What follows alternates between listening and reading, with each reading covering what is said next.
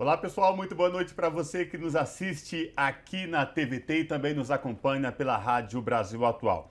O Revista Brasil TVT começa agora com a minha apresentação, Cosmo Silva, e da minha colega Maria Tereza Cruz. Boa noite, Maria Tereza. Boa noite, Cosmo. Boa noite a todos e todas que nos acompanham em mais esse domingo aqui no Revista Brasil TVT.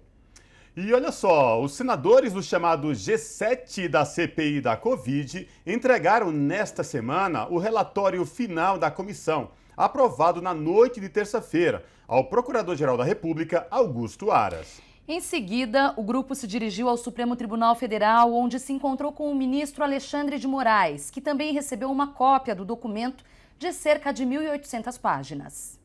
A partir de agora, cabe à PGR e ao STF avaliar dar prosseguimento às medidas relacionadas a políticos com foro privilegiado. Entre os indiciados que possuem foro no STF está o próprio presidente Jair Bolsonaro, que foi incluído em 9 tipos penais. Além dele, seus 3 filhos parlamentares e 4 de seus ministros têm condição similar. Aras afirmou à PGR que já tem um levantamento dos procedimentos a serem adotados e áreas do Ministério Público Federal já definidas para receber o relatório final da CPI da Covid de maneira fatiada. Vamos ver o que é isso, né? Maneira fatiada. Vamos aguardar e ver o que vai ser esse maneira fatiada. Pois bem, esse assunto será discutido no Revista Brasil TVT deste domingo, que também vai repercutir mais um aumento no preço dos combustíveis e a declaração do presidente Bolsonaro de que, nesta semana, voltou a falar em privatizar a Petrobras. E agora o tema é economia. O Copom, que é o Comitê de Política Monetária do Banco Central, elevou em 1,50 ponto percentual, 1,5 ponto percentual, a taxa básica de juros. Com isso, a Selic chega a 7,75% ao ano, o maior nível desde setembro de 2017. Lembrando aos nossos telespectadores aqui da TVT e também ouvintes da Rádio Brasil Atual que essa foi a 6ª alta seguida dos juros, que no início do ano estava em 2 pontos percentuais. Desde então, a inflação oficial não parou de subir, atingindo recentemente os 2 dígitos. O consumidor e o trabalhador assalariado são os que mais sentem diariamente com o aumento dos preços na hora das compras. A 26ª edição da Conferência das Nações Unidas sobre Mudança Climática, também chamada de COP26, começou hoje, em Glasgow, na Escócia, e vai até o dia 12 de novembro.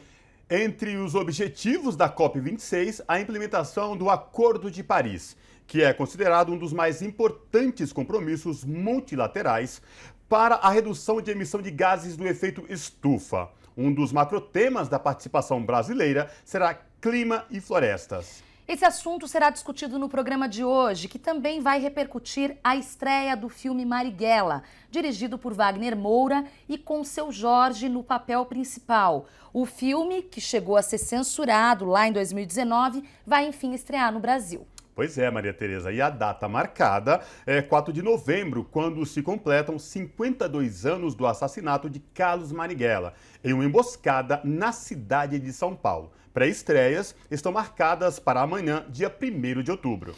No mês de novembro, ativistas e militantes do movimento negro organizam várias atividades e atos para celebrar o Dia da Consciência Negra, festejado no dia 20 de novembro. A data também serve como reflexão para que todos possam se lembrar do sofrimento dos negros ao longo da história, desde a época da colonização do Brasil. Sofrimento e ataques que perduram até os dias de hoje. Esse assunto será discutido no Revista Brasil TVT deste domingo, que também vai repercutir a ida de sindicalistas brasileiros até a Venezuela, em solidariedade aos trabalhadores venezuelanos. E para finalizar, temos um momento cultural com o Colibri na quarentena. Você acompanha o Revista Brasil TVT também pelo YouTube, youtube.com/RedeTVT. E olha só, a estreia do filme Marighella, dirigido por Wagner Moura e com Seu Jorge no papel principal, vai enfim estrear no Brasil. A data marcada, 4 de novembro, quando se completam 52 anos do assassinato de Carlos Marighella, em uma emboscada na cidade de São Paulo. Sobre esse assunto, nós conversamos agora com o João Paulo, da Coordenação Nacional do MST. Boa noite, João Paulo Rodrigues, prazer falar contigo, seja muito bem-vindo. Boa noite, Cosmo, boa noite, Maria. Alegria estar com a TVT, alegria novamente poder participar desse momento importante de informar o povo brasileiro o que está acontecendo no país e, enfim, trazer Mar- todos os temas relevantes da semana. Maravilha. Bom, o nosso telespectador, João Paulo, e também o nosso ouvinte da Rádio Brasil Atual deve estar se perguntando por que a gente vai falar com o João Paulo Rodrigues, do MST, sobre a estreia do filme Marighella. Fala pra gente, João Paulo, por que você está aqui com a gente hoje? Exato.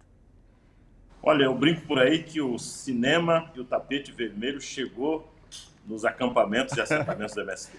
Queremos agradecer muito, inclusive, o Wagner Moura, por ter feito essa parceria com o nosso movimento e pediu que queria fazer uma das exibições numa ocupação do MTST, que possivelmente vai acontecer aqui na cidade de São Paulo, e um assentamento ou acampamento do MST na Bahia, por dois motivos. Primeiro, porque Marighella é baiano. Segundo, porque a Bahia é onde é que tem a maior quantidade de membros do MST e do Movimento Popular e da sociedade, negras e negros, que para ele teria muita simbologia. E por fim, claro, porque o próprio Wagner Moura é da cidade de Salvador.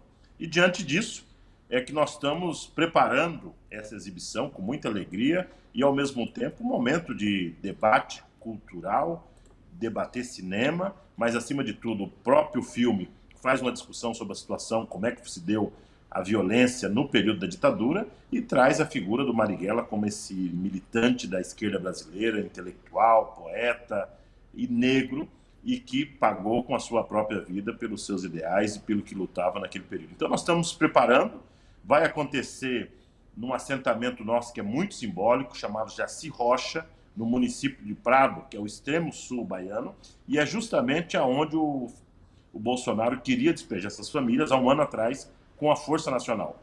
Então, um ano depois que a Força Nacional sai dessa nossa assentamento, nós ocupamos com cinema, com artista e com vários líderes do movimento popular e do movimento sindical.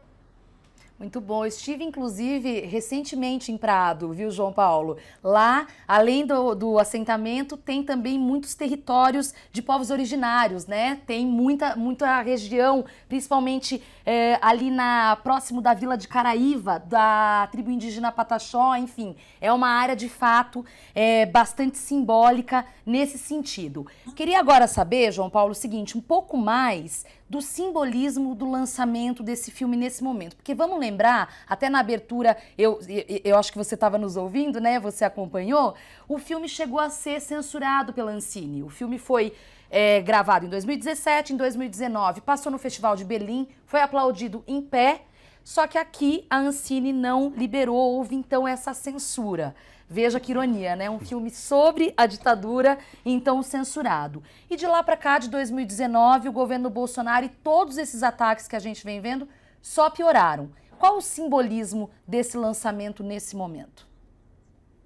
Olha, primeiro é o resgate da figura do Marighella, que foi abandonado por parte da história brasileira e, ao mesmo tempo, ele como um símbolo de luta e de resistência à ditadura. É um período justamente aonde que tem um conjunto de debates na sociedade negando a democracia, que na prática seria uma volta à ditadura. Então esse filme ele vai trazer a figura do Marighella justamente como símbolo que lutou contra a ditadura e em defesa da democracia. É importante que a nova geração possa saber o que foi uma ditadura, como é que ela se comportava, como é que era a sua violência, como é que era a sua narrativa política sobre quem fazia política durante aquele período chamado de chumbo no Brasil. Lembramos nós todos que também essa semana vai ser lançado, se não me falha a memória, o próprio livro do Chico Buarque, chamado Anos de Chumbo, que também trata o que foi que aconteceu naquele período, traz um pouco também do que aconteceu na ditadura. Ou seja, nós estamos num período muito difícil, que tem que relembrar a história todos os dias para nós não cometer os mesmos erros que nós, fala a sociedade brasileira, que permitiu 30 anos de ditadura, numa situação delicadíssima que o Brasil vivia. Então esse filme vai trazer um pouco isso. Por último, ainda como parte da simbologia, ficamos muito felizes do Wagner Moura querer fazer isso dentro do assentamento de reforma agrária. Dentro do assentamento onde tem a sua maioria negra, onde tem a sua maioria que está lutando pela terra e que dificilmente ia conseguir ir nos próximos dias a um cinema, pelas distâncias, pelas condições todas. Então nós estamos muito felizes, nós vamos construir um ambiente com a projeção de qualidade, com som de qualidade, e tivemos a honra, Maria Tereza, de ter a presença do Wagner Moura, que vai estar lá, e mais alguns artistas. O Erson Capri confirmou presença, o Bruno Gagliasso também confirmou presença, os familiares, tanto a Maria Marighella como o Carlinhos Marighella também confirmaram presença, isso para nós nos deixa muito felizes, e outras pessoas que não necessariamente fazem parte do filme, que também vai nos dar a honra da sua presença. O pastor Henrique, que também é um dos atores que fazem parte do filme, também vai estar lá conosco. Ou seja, o cinema vai até o Sem Terra. Então, alegria dupla. E estamos convidando personalidades, deputados, amigos do MST que tivemos junto nessa trajetória. Importante relatar também, aproveitando essa audiência, que nessa... Gente, vocês viram que passou uma moto aqui do lado do meu estúdio. Deve ter chegado esse barulho lá nos Estados Unidos, viu, de tão alto. Bom, desculpa, viu? De modo geral, nós vamos ter também, durante a ocasião, um encontro com os povos originários, que convidamos para ir lá assistir. Vai estar os indígenas, os quilombolas, e é uma região muito rica, com uma presença cultural muito diversa, que é o extremo sul da Bahia. Então nós vamos ter um momento como esse. Nós vamos ter um curso 2 dias, Maria Tereza, com a presença de jovens para estudar o pensamento do Marighella, o que o Marighella pensava do ponto de vista da sua literatura, do ponto de vista da sua política. E nós vamos ter também um momento de plantio de árvore, de um bosque cósmico, que nós estamos chamando Bosque Carlos Marighella, e nós vamos plantar 2.000 árvores, em especial o pau-brasil, simbolizando a resistência do pensamento do Marighella e lançando novamente essa campanha para a sociedade do plantio de 100 milhões de árvores. Esse debate do plantio das árvores, que eu quero chamar a atenção, é justamente para mandar um recado para a COP, que está acontecendo na Europa agora, que aqui no Brasil tem gente na luta e na resistência plantando árvore para defender o nosso planeta dos países ricos que não quer atender e avançar no acordo da França, no acordo de Paris. Maravilha. Ô João Paulo, você tocou num ponto importante quando a gente fala de resistência e da simbologia de fazer a estreia do filme do Marighella no assentamento de maioria de pessoas negras. Por conta também tem o novembro, que é o mês da consciência negra, que ajuda ainda mais a despertar para esse movimento que vem acontecendo e, ao mesmo tempo, dessa resistência que é diária. Como é que vocês estão preparando o pessoal do assentamento para receber o filme, João Paulo? Olha, uma expectativa enorme. Todo mundo está em êxtase no assentamento. Tem um mutirão sendo construído, né, para receber, para preparar a alimentação. Todo um cuidado com a Covid. Vai ser o primeiro momento que nós vamos reunir essa quantidade de pessoas. Eu calculo que vai ter aproximadamente 1.000 pessoas. Nós vamos fazer uma exibição ao ar livre. Então, um telão enorme para todo mundo ter o distanciamento necessário. Vai representante de todas as regiões aonde tem assentamento na Bahia e dos estados próximos aqui do extremo sul, Espírito Santo, Minas Gerais e outras delegações também vai nos dar a honra com a presença. Convidamos também membros do governo da Bahia, a Secretaria de Igualdade Racial confirmou, o secretário de Educação, o secretário de Cultura. Então, ou seja, vai ser um grande momento, talvez não de festa, que nós não temos muito a comemorar num momento como esse, mas um momento de celebração. Celebração do cinema nacional, celebração da cultura, celebração do Marighella e, acima de tudo, dizer muito alto e bom som que o povo do campo, além de produzir alimento de qualidade, nós queremos produzir e ter acesso ao bom conteúdo do cinema, como é esse lindo filme produzido pelo Wagner Moura. João Paulo, muita gente que critica o Marighella, especialmente, obviamente, do espectro conservador ou da extrema-direita, costuma dizer que ele era terrorista. O MST muitas vezes já foi também chamado de terrorista. E aí eu queria saber contigo qual o paralelo possível, se você vê um paralelo possível entre essas duas lutas. Olha, primeiro dizer que nós defendemos muito a luta do Marighella no Brasil. Nós não temos dúvida de que o Marighella é um dos melhores filhos que esse país produziu, do ponto de vista da sua perspectiva política, de fazer luta nas condições mais adversas, de ter saído da Bahia, ido para São Paulo, para ajudar a organizar o movimento e a resistência numa situação difícil. Óbvio que tem um monte de controvérsia sobre a posição política e ideológica do próprio Marighella, referente ao PCB da época, referente às outras organizações. Segundo, o Marighella utilizou, em momentos mais difíceis, a luta armada para se defender.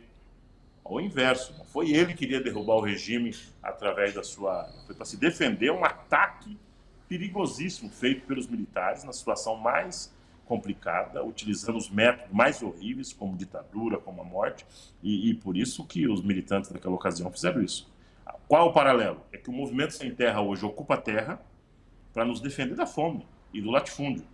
E em nenhum momento há registro na história que nós criamos exército armado para matar fazendeiro. Ao contrário, quem liberou arma e está liberando arma para criar um exército terrorista contra o MST e as organizações do governo Bolsonaro. Portanto, não precisamos ter dúvida de dizer que o MST também é marighellista.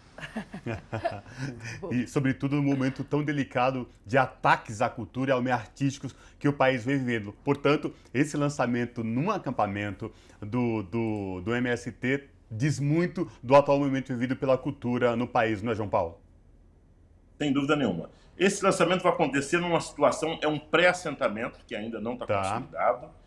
Foi o último pré-assentamento do governo Dilma. Inclusive, eu até fiz o convite à presidenta Dilma que ela pudesse ir, mas em função de agenda não pode, porque foi o último pré-assentamento conquistado, que o governo Bolsonaro está se negando a reconhecer aquelas famílias. Por isso que ele quer fazer o despejo. Portanto, com o apoio e a força do Marighella, nós vamos conquistar aquela área e garantir que seja no assentamento. E ele vai acontecer em uma escola chamada Egídio Bruneto, Escola Popular, a maior escola que nós temos do bioma da Mata Atlântica, aonde tem sido desenvolvido experiências maravilhosas na área de agroecologia, de recuperação daquele solo super degradado e, ao mesmo tempo, na produção de alimentos saudáveis. Então, a nossa alegria é poder encontrar Marighella com a agroecologia, com a arte e com a produção de alimentos saudáveis.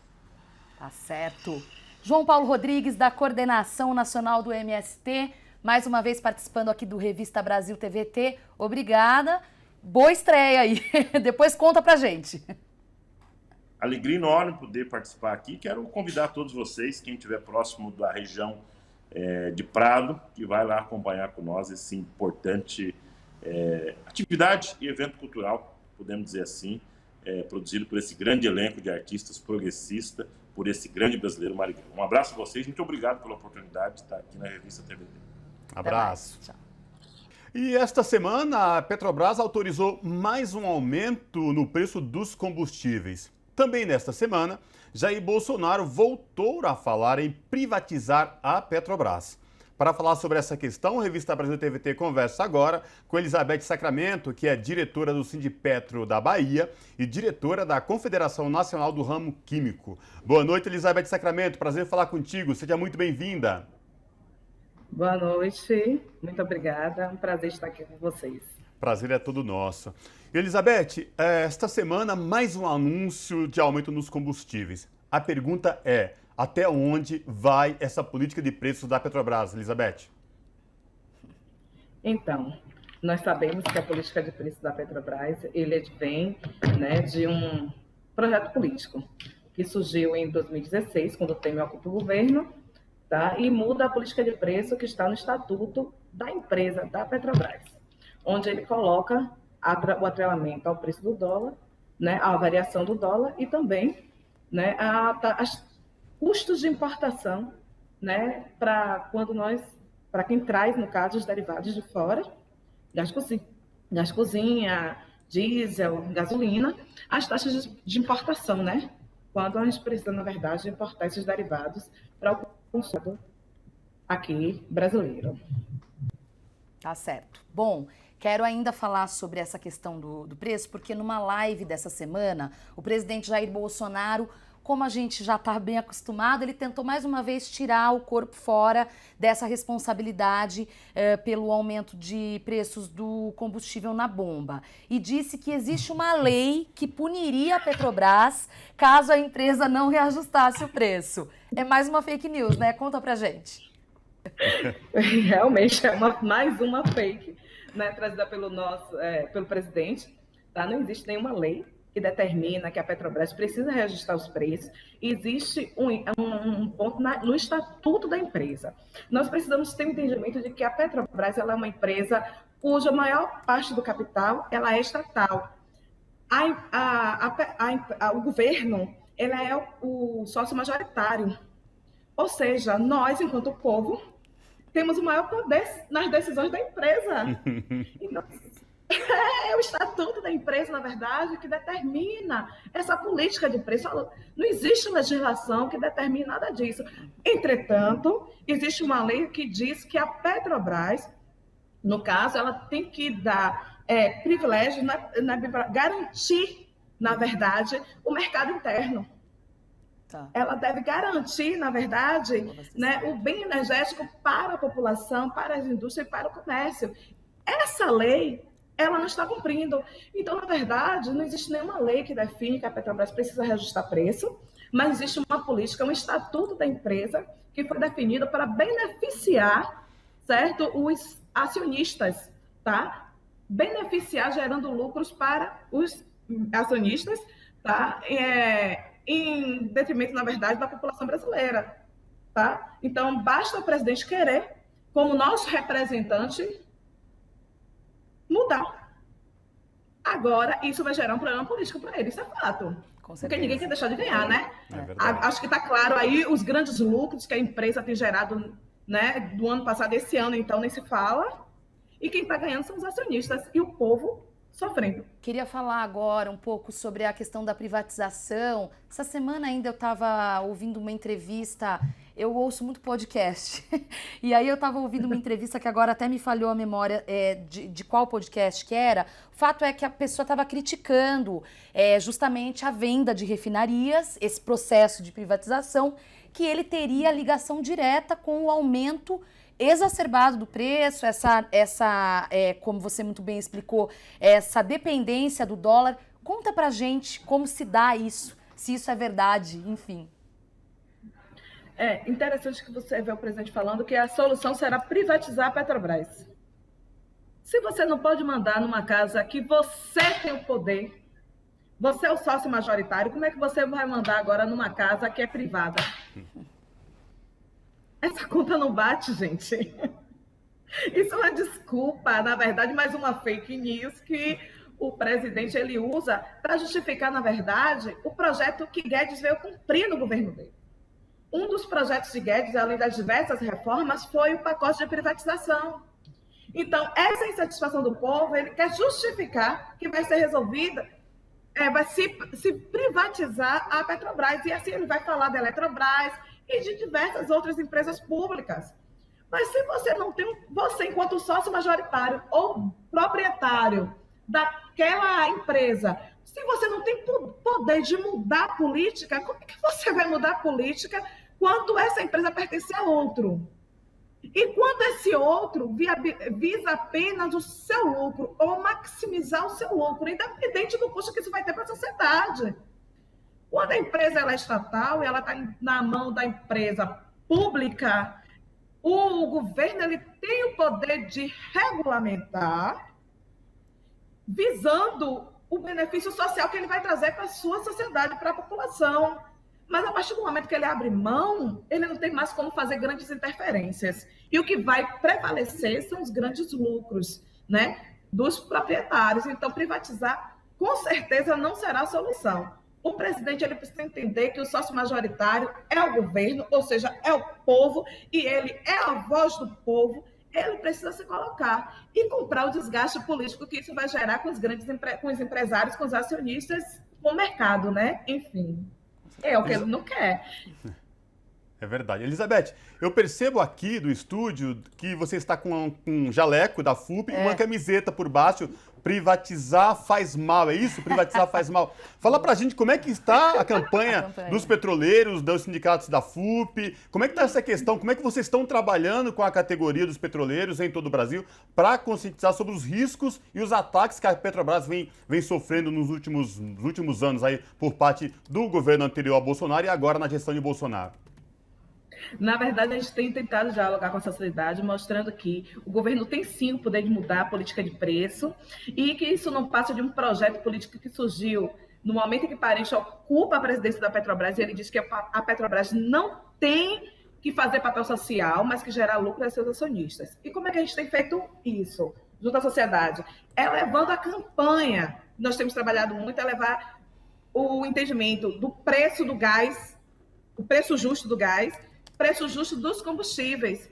Ou seja, é possível a gente praticar um preço justo, uma vez que o custo de produção desses derivados é infinitamente inferior em relação ao custo que eles estão colocando para comercializar esses derivados, porque eles estão levando em consideração os derivados que eles estão trazendo de fora.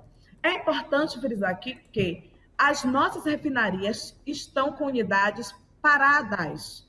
Aqui mesmo na Bahia, nós temos a refinaria Landulfo Alves, onde tem unidade de gasolina que está sem produzir. Como é que você coloca um preço de gasolina absurdo quando você tem unidade parada e viabiliza a importação de gasolina, promovendo elevados preços, né? Que, claro, quando você traz de fora, né, com o dólar a preço que está, é claro que a gasolina vai ficar cara. E para que esse pessoal que está trazendo de fora tenha lucro, é necessário que a Petrobras aqui equipare valores ao dólar. Se ela não fizer isso, essa empresa não ganha, essa empresa que está trazendo de fora. Mas a gente tiver entendimento que nós somos produtores de petróleo, nós temos refinaria, nós temos capacidade de produzir mais de 90% do consumo do nosso mercado interno. Por que trazer de fora? Por que deixar a unidade parada? Qual é a intenção? Ou seja, existe possibilidade, sim, de rever a política de preço, e é essa campanha que a gente faz, quando a gente vai para a sociedade e faz o debate, levando o entendimento do gás a preço justo, comercializando o que seria o preço do gás, né, o gás a preço justo, o que seria o combustível a preço justo, para que a sociedade entenda que isso é uma decisão política e que o presidente pode, sim, mudar essa realidade. Isso é muito importante, porque eu mesma, sabe, Cosmo, e também Elizabeth, enfim, nós somos leigos. Eu sei Sim. como está pesando no meu bolso, porque eu vou a posto de gasolina, né? Eu compro gás de cozinha, né? Mas é muito louco pensar. Eu me dei conta nessa semana sobre isso que você falou agora, que nós teríamos condições total de fazer a produção interna. E aí essa conta realmente não fecha, né? Fecha. Não fecha. Nós estamos com unidades paradas. As refinarias estão operando com cerca de 70% a 75% da sua capacidade. Isso quer dizer que tem 25% da capacidade sem operar. Agora, junte todas as refinarias do país. Uhum. Se você conseguir produzir com a capacidade que é possível em cada uma delas, nós atendemos ao nosso mercado, mas essa não é a intenção do governo, essa não é a intenção do Paulo, esse não é o papel do Paulo Guedes aqui no nosso país. O papel dele é outro. Nós precisamos ter esse entendimento muito claro. Nós temos capacidade, nós somos produtores, grandes produtores de petróleo, nós temos refinaria, nós temos logística, nós temos a cadeia integrada. Não justifica esse preço tão elevado, mas só justifica se a gente precisa beneficiar os investidores externos, né? No caso, os investidores estrangeiros. Deixa eu só tirar uma dúvida antes de você. Elizabeth, o Brasil está entre os 10, né, maiores produtores, é isso? Sim. Ah, tá. Correto? Não, tá. Então não, tranquilo. Elizabeth, você falou dessa questão do estatuto da empresa, da Petrobras, de primar pelo lucro dos acionistas, né, de dividendos, lucros para os acionistas, em compensação a população é quem vem pagando o pato. E aí você trouxe essa questão da diferença do Petrobras, né, tirado aqui, o comprado que vem de fora com refinarias paradas. Elizabeth, é possível mudar esse estatuto? O que fazer para que essa política seja revertida e a população brasileira não acabe pagando o pato e gerando os lucros e dividendos para os acionistas da Petrobras? O nosso abençoado presidente, ele poderia indicar conselheiros que tivesse esse olhar mais voltado, na verdade, para a população e não tanto voltado para o mercado. O que a gente tem hoje são conselheiros indicados que têm a visão apenas do mercado e que têm o papel ali apenas de beneficiar o mercado. Então, na verdade, o papel ou este poder de fato está na mão do presidente. Se ele quiser mudar, ele pode. Entretanto, ele vai comprar uma briga significativa com a parcela do mercado, tá? Que não tem interesse nesse contexto. Nós, como eu falei, nós temos uma cadeia integrada. Nós temos toda a possibilidade de estar balanceando né, os custos de produção para que o preço não haja um impacto significativo no consumidor. Entretanto, o papel hoje é beneficiar lucros. Como eu relembro a vocês, Pedro Parente falou lá atrás que, quando ele foi presidente da Petrobras, a Petrobras não está aqui para fazer papel social, é uma empresa estatal. Ou seja, a maior parte do capital ele é estatal. Porém, no entendimento dele, a visão dele não era a visão social, era a visão, né, de dar lucros a acionistas. E o Bolsonaro, quando ocupa o governo, ele mantém essa visão, ele mantém esse olhar. Então, se ele rever a composição, na verdade, do Conselho hoje administrativo da Petrobras, é possível sim mudar esse estatuto. Mas ele não quer comprar essa briga com o mercado. Tá certo. Elizabeth Sacramento, que é diretora do Sindipetro Bahia, diretora da Confederação Nacional do Ramo Químico. Elizabeth, muito obrigada pela participação. Até uma próxima. Obrigada a vocês pelo espaço e uma boa noite a todos e todas. Um abraço, boa noite. Olha só, os senadores do chamado G7 da CPI da Covid entregaram nesta semana o relatório final da comissão, aprovado na noite de terça-feira, ao Procurador-Geral da República, Augusto Aras. Em seguida, o grupo se dirigiu ao Supremo Tribunal Federal, onde se encontrou com o ministro Alexandre de Moraes, que também recebeu uma cópia do documento de cerca de 1.800 páginas. A partir de agora, cabe à PGR e ao STF avaliar e dar prosseguimento às medidas relacionadas a políticos com foro privilegiado. Para falar sobre essa questão, nós conversamos agora com Olga Curado, que é jornalista, escritora e consultora de imagem. Olá, Olga Curado, seja muito bem-vindo, prazer falar contigo. Prazer é todo meu, muito obrigada pelo convite, é um prazer falar com você, Cosmo, com você, Maria Tereza. Prazer é todo nosso. Olga, a pergunta que não quer calar. O relatório da CPI, aprovado nesta semana, foi entregue às autoridades competentes. Muito se questiona o andamento daqui para frente. A gente quer perguntar, Olga, muito se fala, vai dar pizza, não vai dar pizza, o que a gente pode esperar a partir de agora? Eu queria sua opinião, sua avaliação, que você trouxesse para os nossos telespectadores esse universo que envolve aí os próximos passos do documento entregue às autoridades quanto à CPI da Covid. Olha, essa pergunta é uma pergunta realmente de $1 milhão. O que a gente sabe é que tem pizzaiolo abundando na Praça dos Três Poderes. A entrega do documento para o Procurador-Geral da República foi especialmente formal e feita às vistas do público para gerar um constrangimento que interfira numa trajetória do procurador de geralmente guardar, não fazer nada ou fazer muito pouco com qualquer denúncia que esbarre no Palácio do Planalto.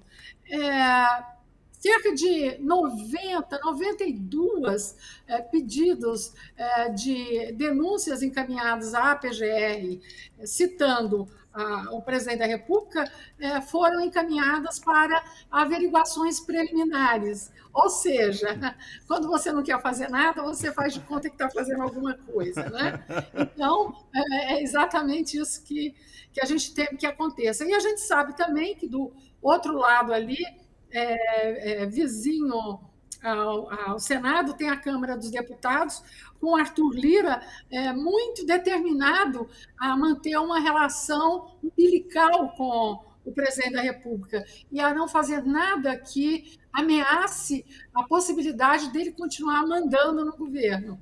Então, além das garantias que ele quer dar ao presidente, ele também já anunciou que está disposto a proteger aqueles colegas de mandato que também foram citados no relatório da CPI. Por enquanto, Cosmo, o que a gente pode dizer é: vamos confiar desconfiando. É seguro que nas instâncias de poder, em outras instâncias menores, fora da Procuradoria, as coisas vão andar. No caso da Prevent Senior, de pessoas que não têm foro privilegiado. Em relação a esses que têm foro privilegiado, o que vai ser importante é a vigilância da opinião pública.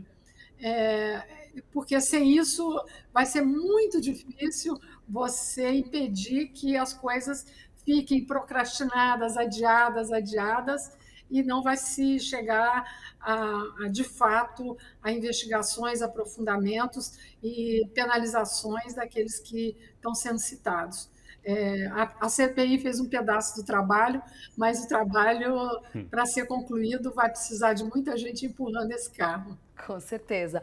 Olga, a gente vem acompanhando, claro, aqui no programa a CPI, em algumas oportunidades, chegamos até a debater sobre essa manobra, não, esse movimento que o Bolsonaro começou a fazer lá no início, quando alguns ex-ministros, alguns ministros, né, atuais, começaram, alguns apoiadores, alguns parlamentares, inclusive da base dele, começaram a cair na CPI, né, começaram a aparecer irregularidades envolvendo os nomes dele. Bolsonaro não demorou muito a dizer, não tenho como saber de tudo. E agora há pessoas dizendo que pode haver essa tentativa de transformá-lo em vítima das circunstâncias. Vai colar, na sua opinião, isso?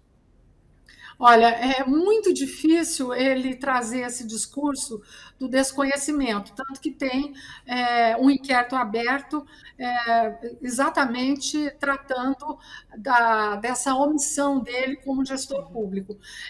Eu acho um discurso difícil, e tanto é difícil que você já vê tentativas de blindagem futura dele com a criação de um cargo vitalício de senador para ex-presidente da República, para que ele fique protegido da justiça, que esse foro privilegiado se transforme numa proteção indefinida. Então, isso deixa claro que nem todos confiam na possibilidade, primeiro, dele ser reeleito, e segundo, de que não há crime, de que não há riscos, que, evidentemente, há riscos dele ser tipificado ou dele ser julgado e, eventualmente, condenado, isso está claro. E também você vê que tem uma estratégia aí de desqualificação do relatório da CPI, né? Então, vai ser esse o argumento central que vai se tentar colocar agora. Mas há uma abundância de provas, há uma abundância de fatos que é impossível você desmentir que houve alguma omissão, inépcia e até dolo do presidente da República. Isso é inevitável que se faça isso. Agora, falar que ele é a vítima da circunstância, que não sabia de nada, de fato, não funciona. Esse discurso não se sustenta. E também o silêncio dele conveniente nas últimas semanas mostra que ele está negociando algum tipo de proteção.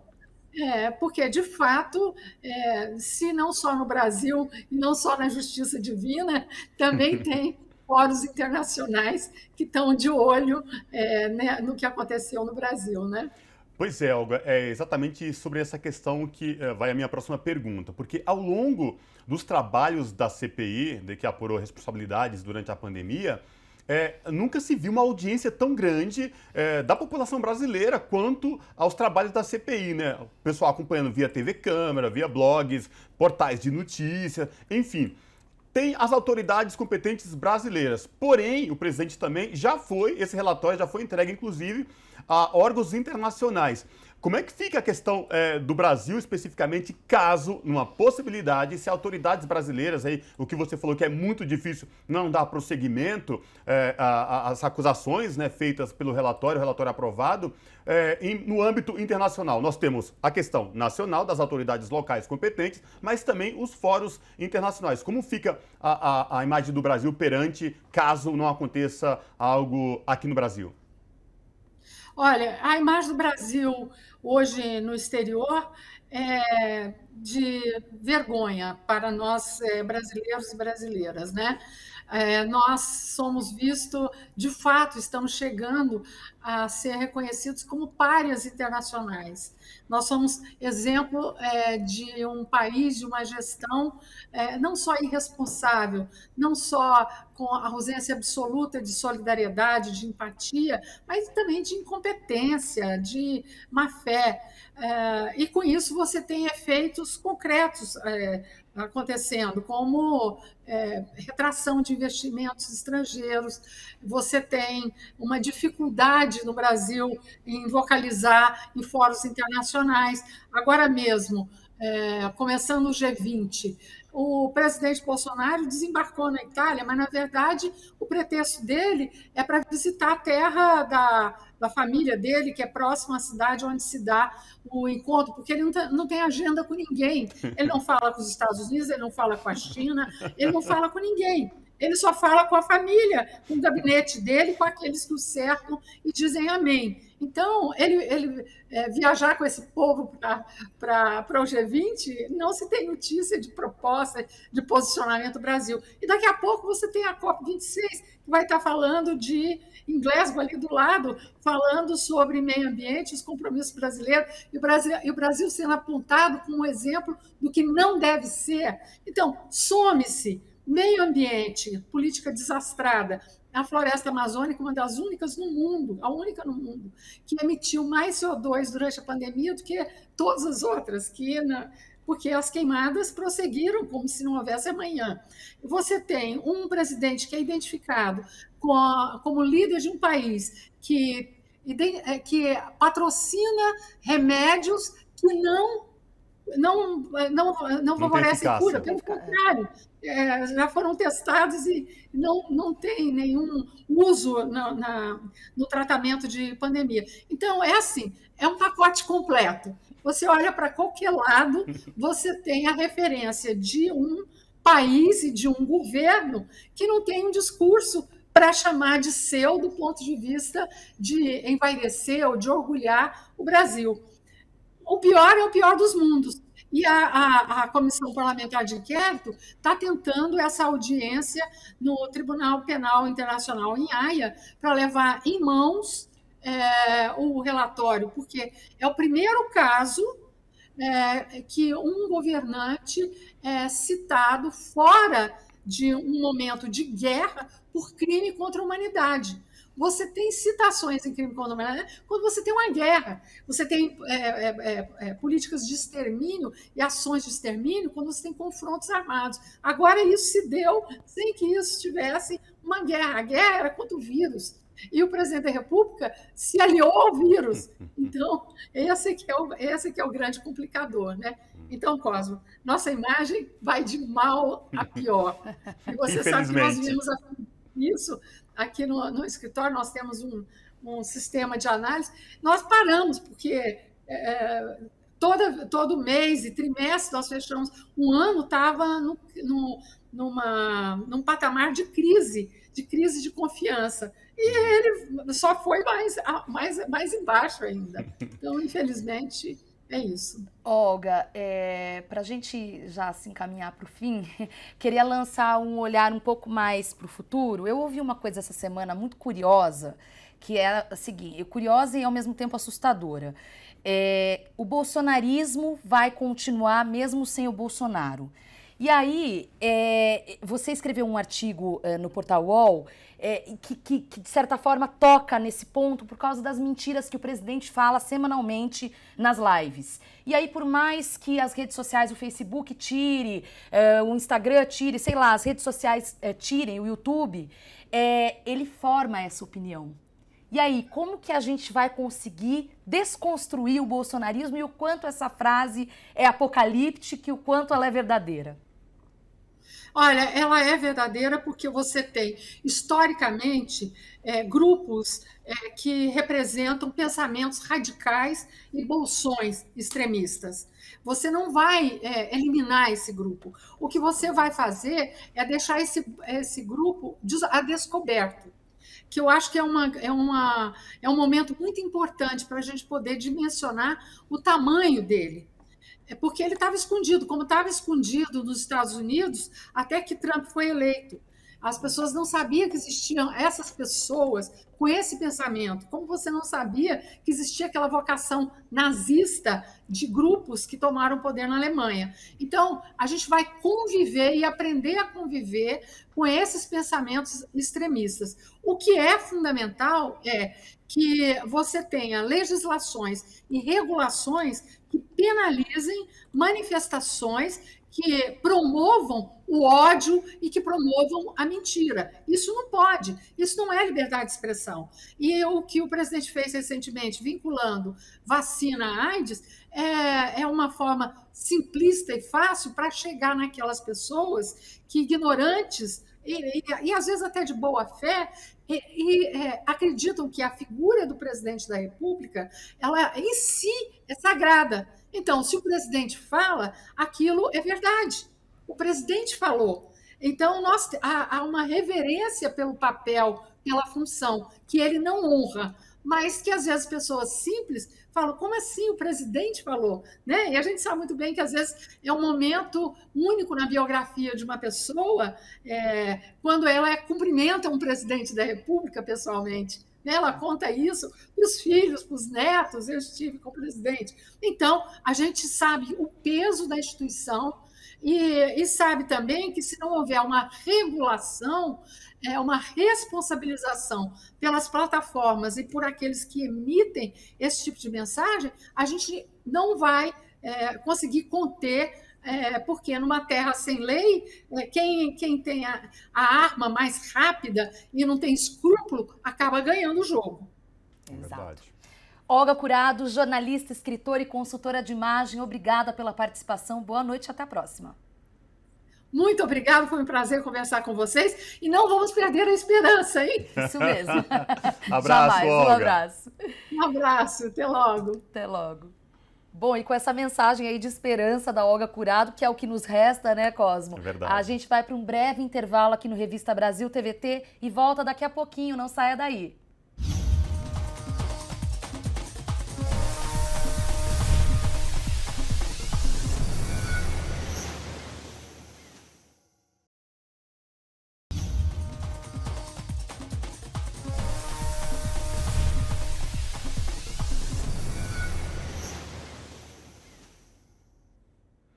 De volta com Revista Brasil TVT, aqui na TVT e também na Rádio Brasil Atual.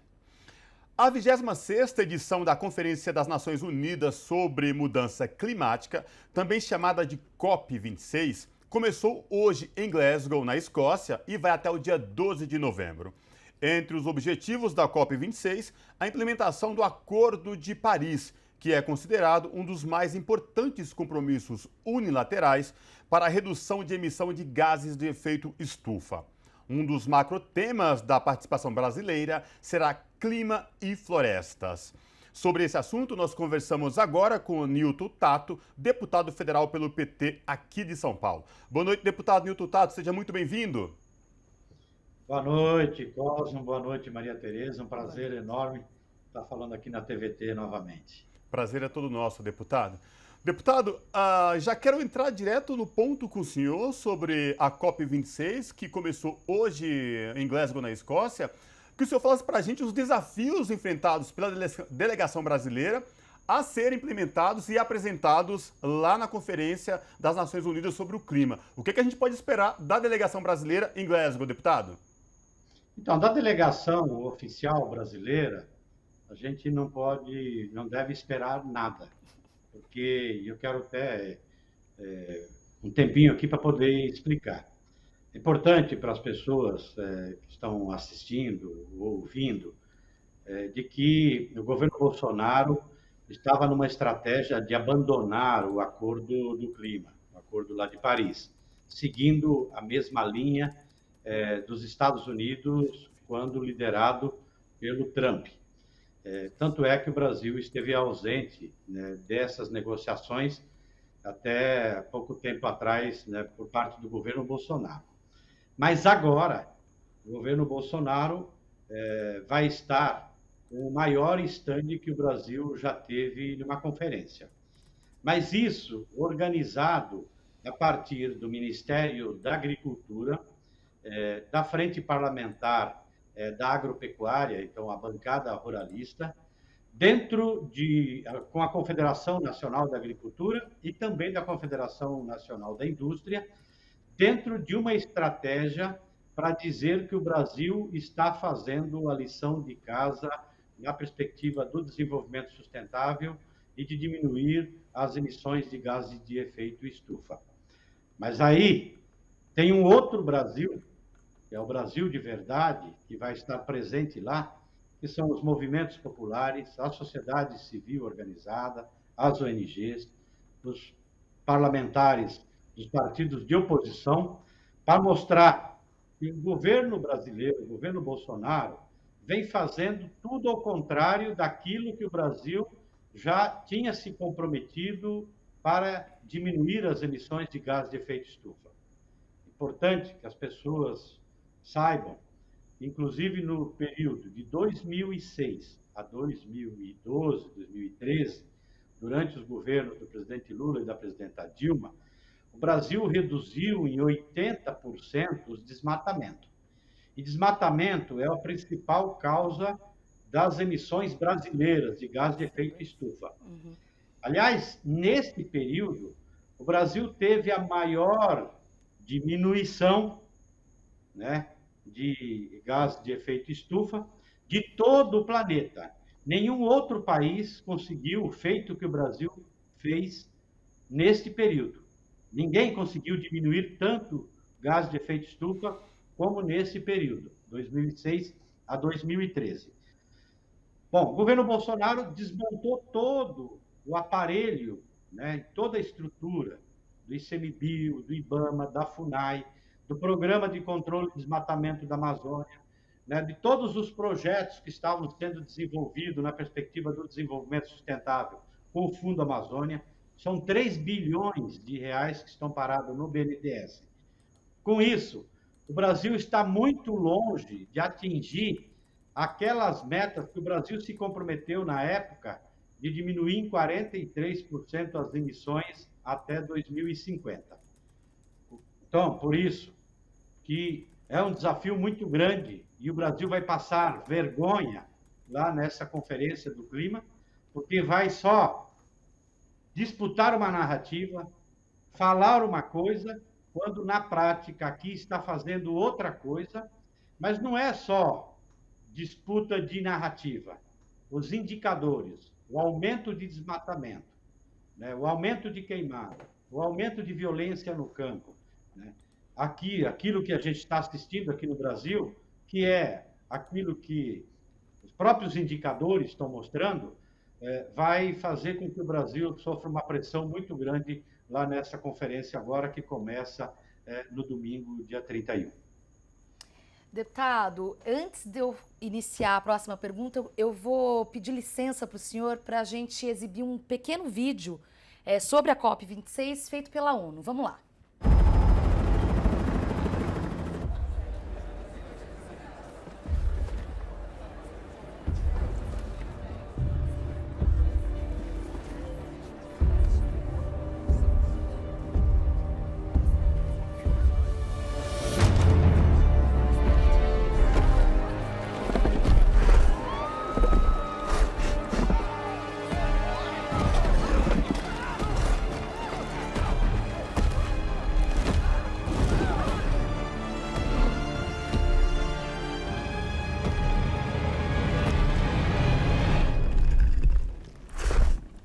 You okay? You need a minute? Cool. Okay.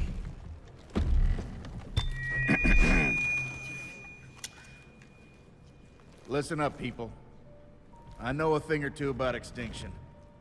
And let me tell you, and you'd kind of think this would be obvious, going extinct is a bad thing. And driving yourselves extinct?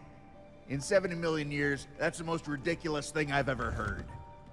At least we had an asteroid. What's your excuse? You're headed for a climate disaster, and yet every year governments spend hundreds of billions of public funds on fossil fuel subsidies. Imagine if we had spent hundreds of billions per year subsidizing giant meteors. That's what you're doing right now. think of all the other things you could do with that money. Around the world, people are living in poverty. Don't you think helping them would make more sense than, I don't know, paying for the demise of your entire species? Let me be real for a second. You've got a huge opportunity right now. As you rebuild your economies and bounce back from this pandemic, this is humanity's big chance. So here's my wild idea. Don't choose extinction. Save your species before it's too late. It's time for you humans to stop making excuses and start making changes. Thank you.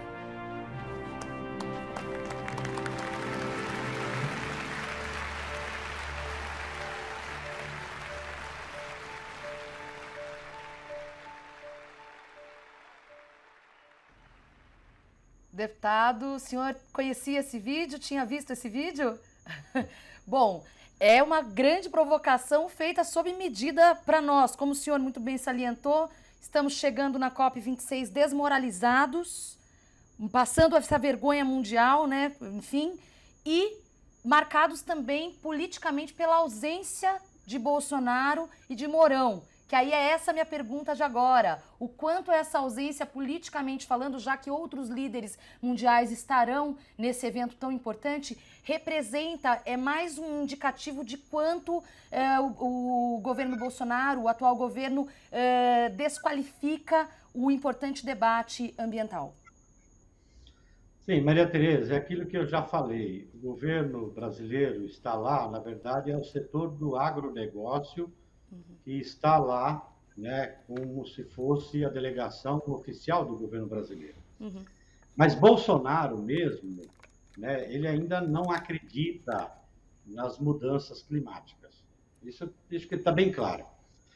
É importante que as pessoas também saibam que esta política de destruição ambiental, que é aquilo que é o Brasil não fazer a sua parte, que é necessário de todo mundo fazer. Que o Brasil já vinha fazendo a sua parte, tá? Que é reduzir as emissões de gases de efeito estufa, porque nós, eu estou falando nós humanos, no mundo todo, precisamos diminuir drasticamente as emissões de gases para que o planeta não chegue daqui a 50, 60, 70 anos a um aquecimento de 2 graus. Então, digo claramente aqui, o governo brasileiro está na contramão daquilo que a humanidade pede para se fazer. Nós vamos ter a presença lá de mais de 100 líderes de países, presidentes, primeiros-ministros. O Brasil está entre os 8 países que mais emitem gás de efeito estufa. Então, é fundamental que o Brasil estivesse lá com a mesma estratégia que o Brasil esteve até recentemente, se comprometendo e chamando a responsabilidade dos outros países para que o mundo todo diminua as emissões. Importante para as pessoas que estão acompanhando. Desde o início da Revolução Industrial, o planeta já aqueceu 1 grau e pouco. E este aquecimento ele não é uniforme no planeta todo. Em alguns lugares do planeta, o aumento da temperatura é maior e outro menor. O que os cientistas estão dizendo agora, no último relatório do IPCC, está dizendo o seguinte: nós não temos, se a gente, entendeu, fizer tudo aquilo que tinha se comprometido lá em Paris, tá? Onde o Brasil teve um papel importante de anunciar que ia diminuir até 2050, né, 43% das emissões de gases no Brasil. E o Brasil colocou uma série de metas que iam ser trabalhadas daqui até 2050 para poder chegar lá e falar, ó, diminuiu 43% no Brasil. Como o Brasil fez metas ousadas, que não são mais suficientes, segundo o último relatório do IPCC, tá? O Brasil forçou que outros países também estabelecessem metas próprias para também diminuir. O relatório do IPCC está dizendo o seguinte: se fizer só aquilo que se comprometeu lá em 2015, todos os países, planeta não vai conseguir segurar o aquecimento nos 1,5%.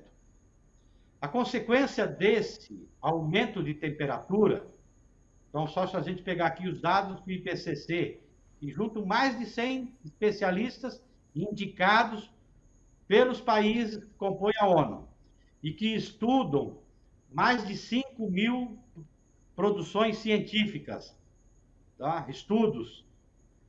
E eles dizem o seguinte, que vamos pegar aqui, nós estamos aqui no Sudeste. Uhum. Então, o Sudeste do país, a região Centro-Oeste, que tem um papel importante na produção da agricultura, daqui a 30, 40, 50 anos, nós vamos ter um aumento de temperatura de 5 a 6 graus. Então, imagine o corpo humano. Quando a gente tem uma temperatura de 26%, vai para 29%, 30%, o que significa? Tá? Para a gente, em termos de febre. Tá? Então, nós vamos afetar drasticamente a produção agrícola. Nós já estamos assistindo, em várias partes do mundo, né, chuvas intensas, secas prolongadas, aqui mesmo no Brasil. De vez em quando a gente não vê temporais que não é comum a gente observar. Para quem está no estado de São Paulo, né, todo mundo viu aquelas tempestades, aquelas poeiras levantando agora ali na divisa de São Paulo com Mato Grosso do Sul, com Minas Gerais. Então, todos esses eventos têm a ver com mudanças climáticas. E quando acontecem essas secas prolongadas, essas chuvaradas, elas afetam de forma mais drástica sempre os mais pobres, os agricultores familiares, os pequenos agricultores, e nas cidades, aqueles que moram em locais mais sensíveis do ponto de vista ambiental, que perdem os seus investimentos e perdem, inclusive, a vida. Então, nós estamos numa situação em que o mundo todo precisa acordar de fazer muito mais do que aquilo que acordou lá em 2015 em Paris. E é isso que está em jogo agora. E nós temos o Brasil fazendo, na prática, aqui, internamente, tudo ao contrário daquilo que o Brasil tinha se comprometido a fazer. Então, o Brasil, de certa forma, não vai estar em Paris com compromisso com isso que o próprio dinossauro está pedindo aí nesse vídeo. Perfeito. Perfeito, deputado federal pelo PT de São Paulo, Nilton Tato. Deputado, obrigada, boa COP26 e espero você voltar aqui para contar depois para a gente como foi. Eu que agradeço a oportunidade de estar novamente aqui falando com vocês na TVT e eu quero dizer para vocês, nós vamos lá para levantar o astral do Brasil no mundo, porque o Brasil virou um pária internacional, né? Mas deixar claro que o Bolsonaro não representa o Brasil. Tá? E é esse o sentimento, eu quero dizer aqui para vocês, é esse o sentimento, não só nosso, dos parlamentares do PT que estão indo para lá, sentimento da gente, mas é também dos parlamentares de oposição que estão indo para lá, mas fundamentalmente dos povos indígenas, dos quilombolas, dos agricultores familiares, das ONGs, né, que atuam aqui no Brasil, das ONGs brasileiras, da academia, de cientistas. Nós estamos indo para lá para falar bem do Brasil, mas também para denunciar, entendeu, que o governo brasileiro, nesta agenda, como em outras, vocês sabem muito bem, tá? Como em outras, mas fundamentalmente, no desafio que está colocado desse debate das mudanças climáticas, Bolsonaro e aqueles que estão indo lá oficialmente não representam o Brasil, não representa a preocupação do Brasil. Então, pode deixar que esse recado, nós vamos lá falar bem do Brasil, mas não vamos falar bem do Bolsonaro, porque a gente sabe o que ele significa aqui no Brasil, ele não defende a vida. Todos nós acompanhamos aqui como ele trabalhou, entendeu, com relação à pandemia, e todo mundo vem acompanhando, afinal o Brasil está batendo recorde novamente de desmatamento, não é bom para o Brasil e não é bom para o mundo. Então, obrigado pela oportunidade e a gente está lá à disposição também. Se tiver oportunidade, a gente entra a partir de lá também. Tá Grande certo. abraço. Obrigada. Boa noite, deputado. Todos. Abraço. Pessoal, no início deste ano, o Brasil inteiro presenciou fatos estarrecedores e, ao mesmo tempo, muito, muito tristes. Maria Tereza, você lembra quando aquela população do Amazonas ficou carente, ficou sem oxigênio? Sem O desespero que foi? Sim. Pois bem, naquela época, trabalhadores venezuelanos se mobilizaram e doaram oxigênio à população do Amazonas. Agora, uma delegação brasileira de sindicalistas vai até a Venezuela para agradecer especificamente esse ato de generosidade e solidariedade e também fazer um intercâmbio com os sindicalistas da Venezuela. Uma espécie de troca de experiência e, ao mesmo tempo, levar solidariedade. Para falar sobre essa questão, o Revista Brasil TVT conversa agora com Antônio Lisboa, que é secretário de Relações Internacionais da CUT. Boa noite, Lisboa. Prazer em falar contigo. Boa noite, pessoal. Boa noite, Isaac. Prazer é todo meu. É o Cosmo que está falando aqui, Lisboa. O Cosmo é a Maria Tereza. Perdão, Cosmo. Eu sei, a Maria Tereza, assim. Eu acabei de receber a mensagem do Isaac. Que é o nosso produtor. Tranquilo. Desculpa, Cosmo. Imagina. Lisboa, eu falei aqui na minha introdução, lembrando o caso do início do ano do Amazonas, né?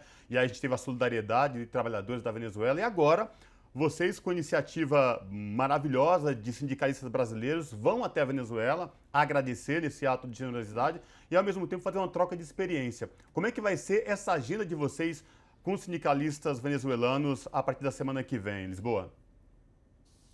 Então, nós temos, na verdade, um encontro com sindicalistas, mas também com membros do governo, né? Porque a oferta de oxigênios feita no início do ano, especialmente ao norte do país, a Manaus, que era, naquele momento, a crise mais forte, foi, claro, com apoio à mobilização, como você disse, dos trabalhadores, mas foi também uma decisão do próprio presidente da Venezuela, o presidente Nicolás Maduro, né?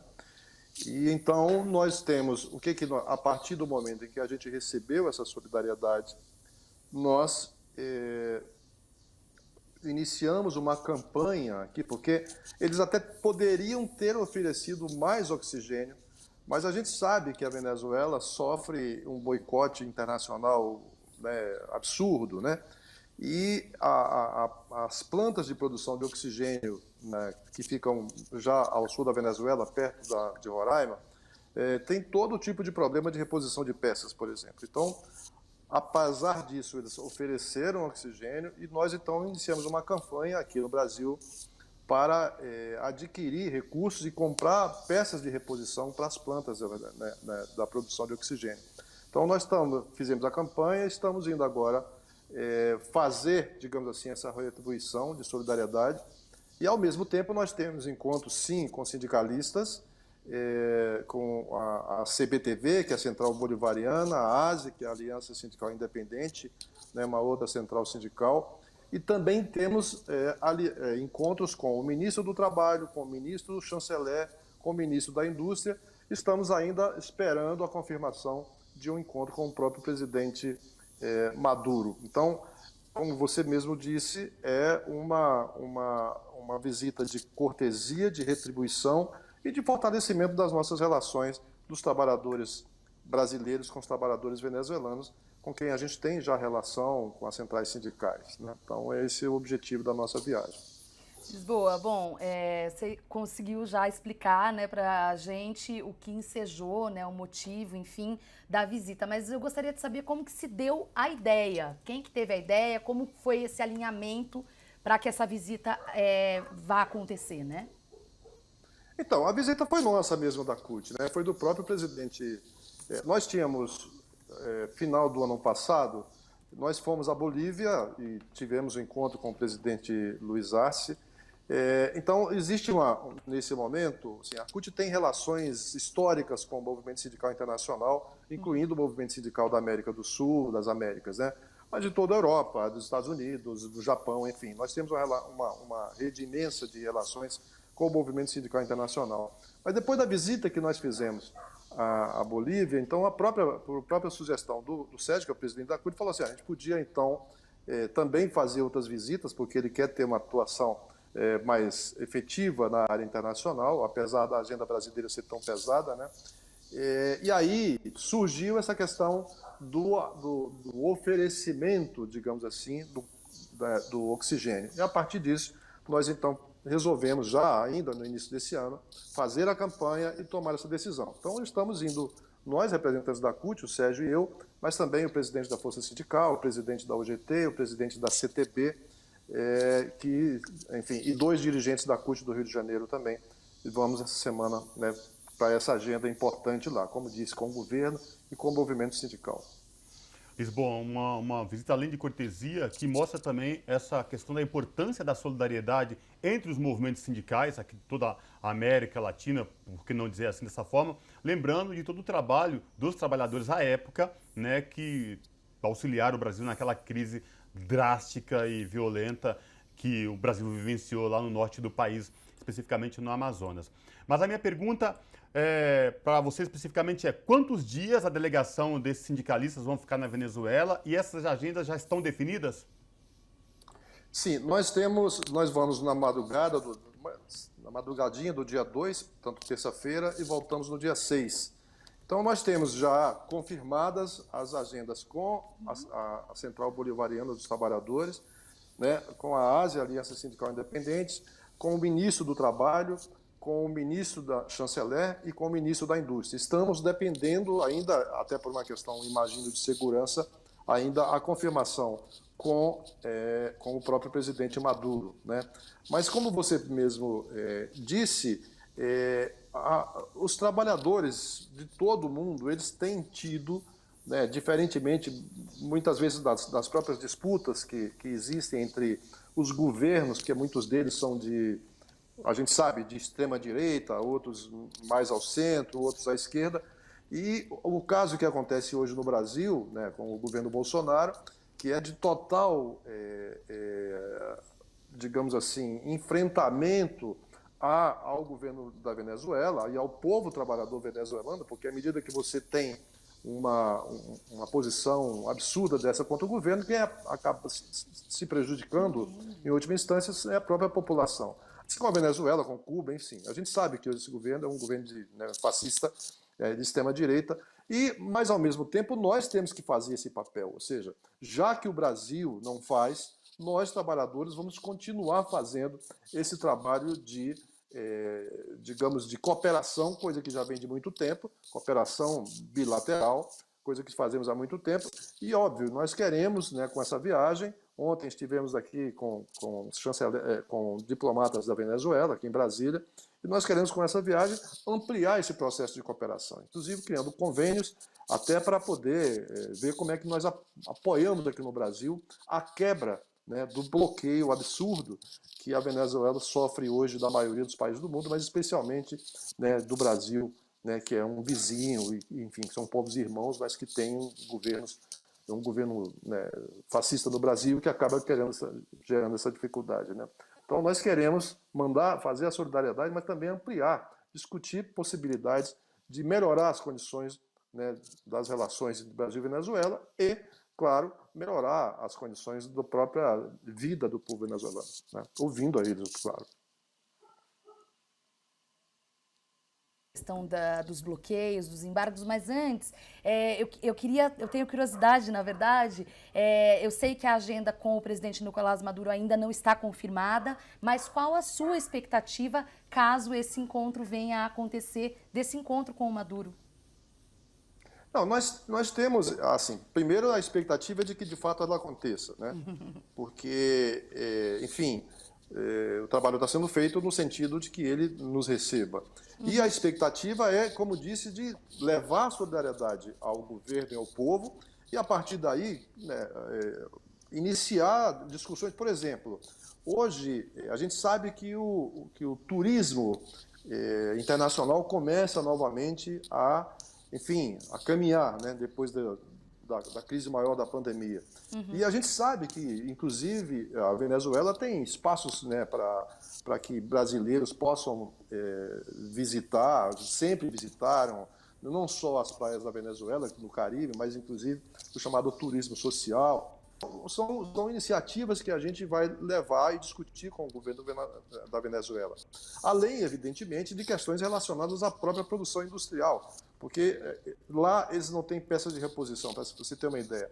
E aqui a gente tem peça de reposição, inclusive depois, por exemplo, da saída da Ford do Brasil, muitas empresas, pequenas empresas brasileiras que faziam parte da cadeia produtiva da Ford, que estão hoje em dificuldade. Então, nós queremos também, né, nesse contato que faremos com o ministro da Indústria e com o próprio presidente, se for o caso, levar essas possibilidades para ver como é que nós podemos ajudar a que a Venezuela tenha, digamos assim, condições de ter acesso a peças de reposição e, ao mesmo tempo, a gente possa também garantir empregos no Brasil, ou seja, um pouco do que a gente vai tentar fazer.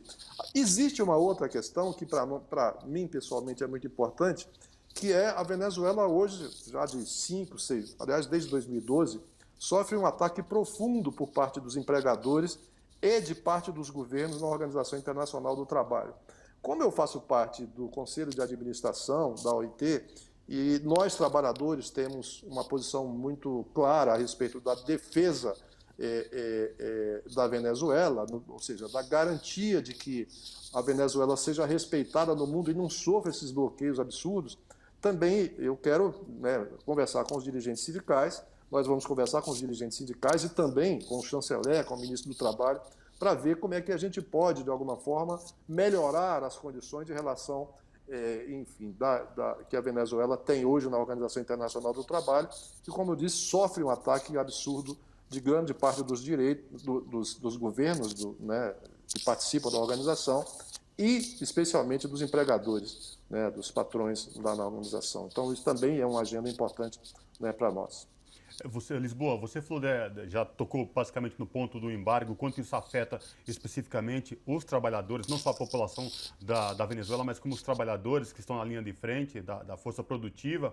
O que é possível fazer de uma união, de solidariedade por conta das organizações dos trabalhadores em nível internacional, para que de fato esse embargo não prejudique, não massacre ainda mais a força de trabalho venezuelana e a população da Venezuela como um todo, Lisboa? De certa forma, nós já vimos fazendo isso de alguns anos. Eu falei que essa situação, por exemplo, de uma reclamação que foi feita pela FEDECâmeras. A FEDECâmeras é a Federação, né, da Indústria e Comércio da Venezuela, e que, para que as pessoas saibam, se coloquem, digamos assim, no tempo, foi uma das principais organizadoras daquela tentativa de golpe em 2001, para retirar o então presidente Hugo Chávez. Então, eles fizeram uma queixa nos fóruns internacionais, é uma queixa que não tem justificativa, porque a queixa deles é de que eles, os salários mínimos, né, na Venezuela, naquele tempo, foram aplicados sem a consulta aos empregadores, que, portanto, eles não poderiam pagar o que o governo estava propondo.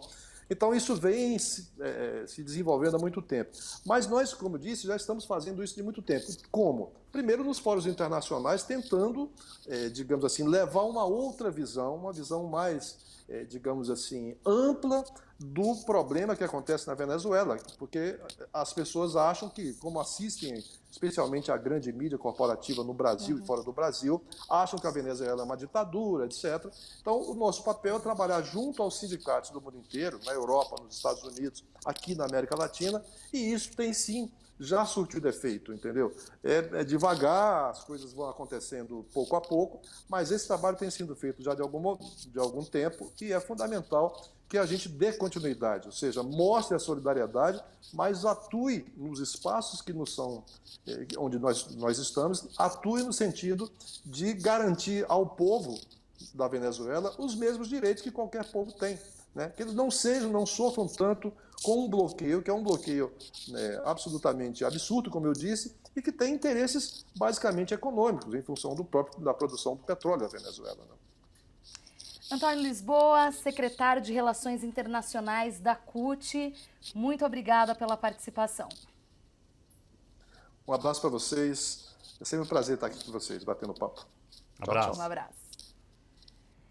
E a gente vai para um breve intervalo aqui no Revista Brasil TVT, mas antes, claro, quero lembrar você, se ainda não é um membro dessa grande comunidade da Rede TVT, entre lá, youtube.com/RedeTVT. Daqui a pouquinho a gente volta.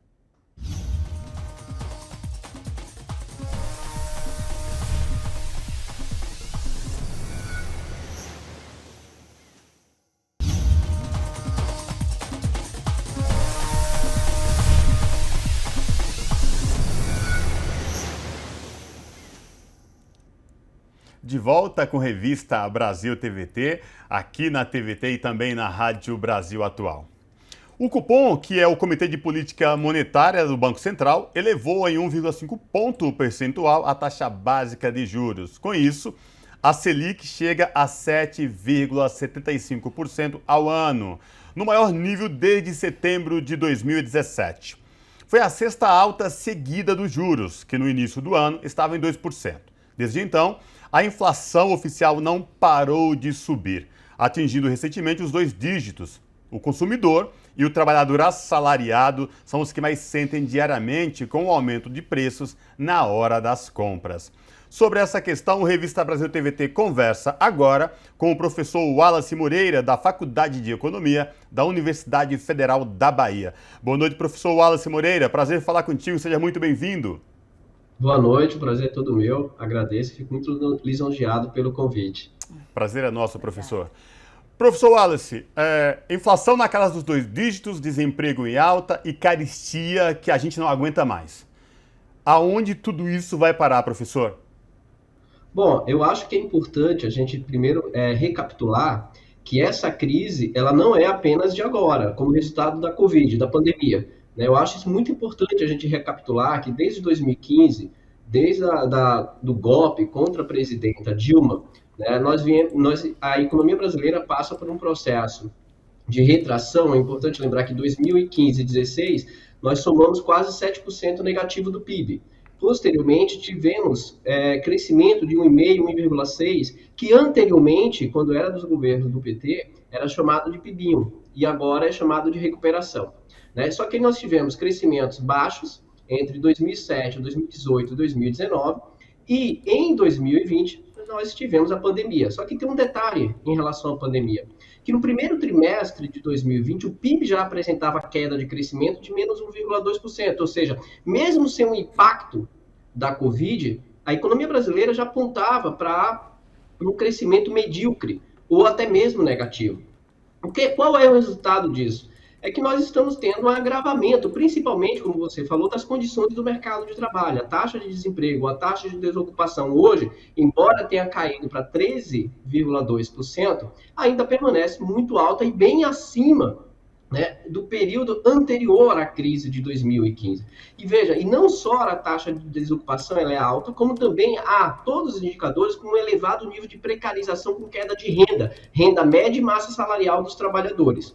Ou seja, a gente está com a queda da taxa de desocupação, mas com a precarização e queda de renda da classe trabalhadora. Por outro lado, como você mesmo citou, tem a questão do nível de preços. Veja, a inflação na economia brasileira, ela não é de demanda.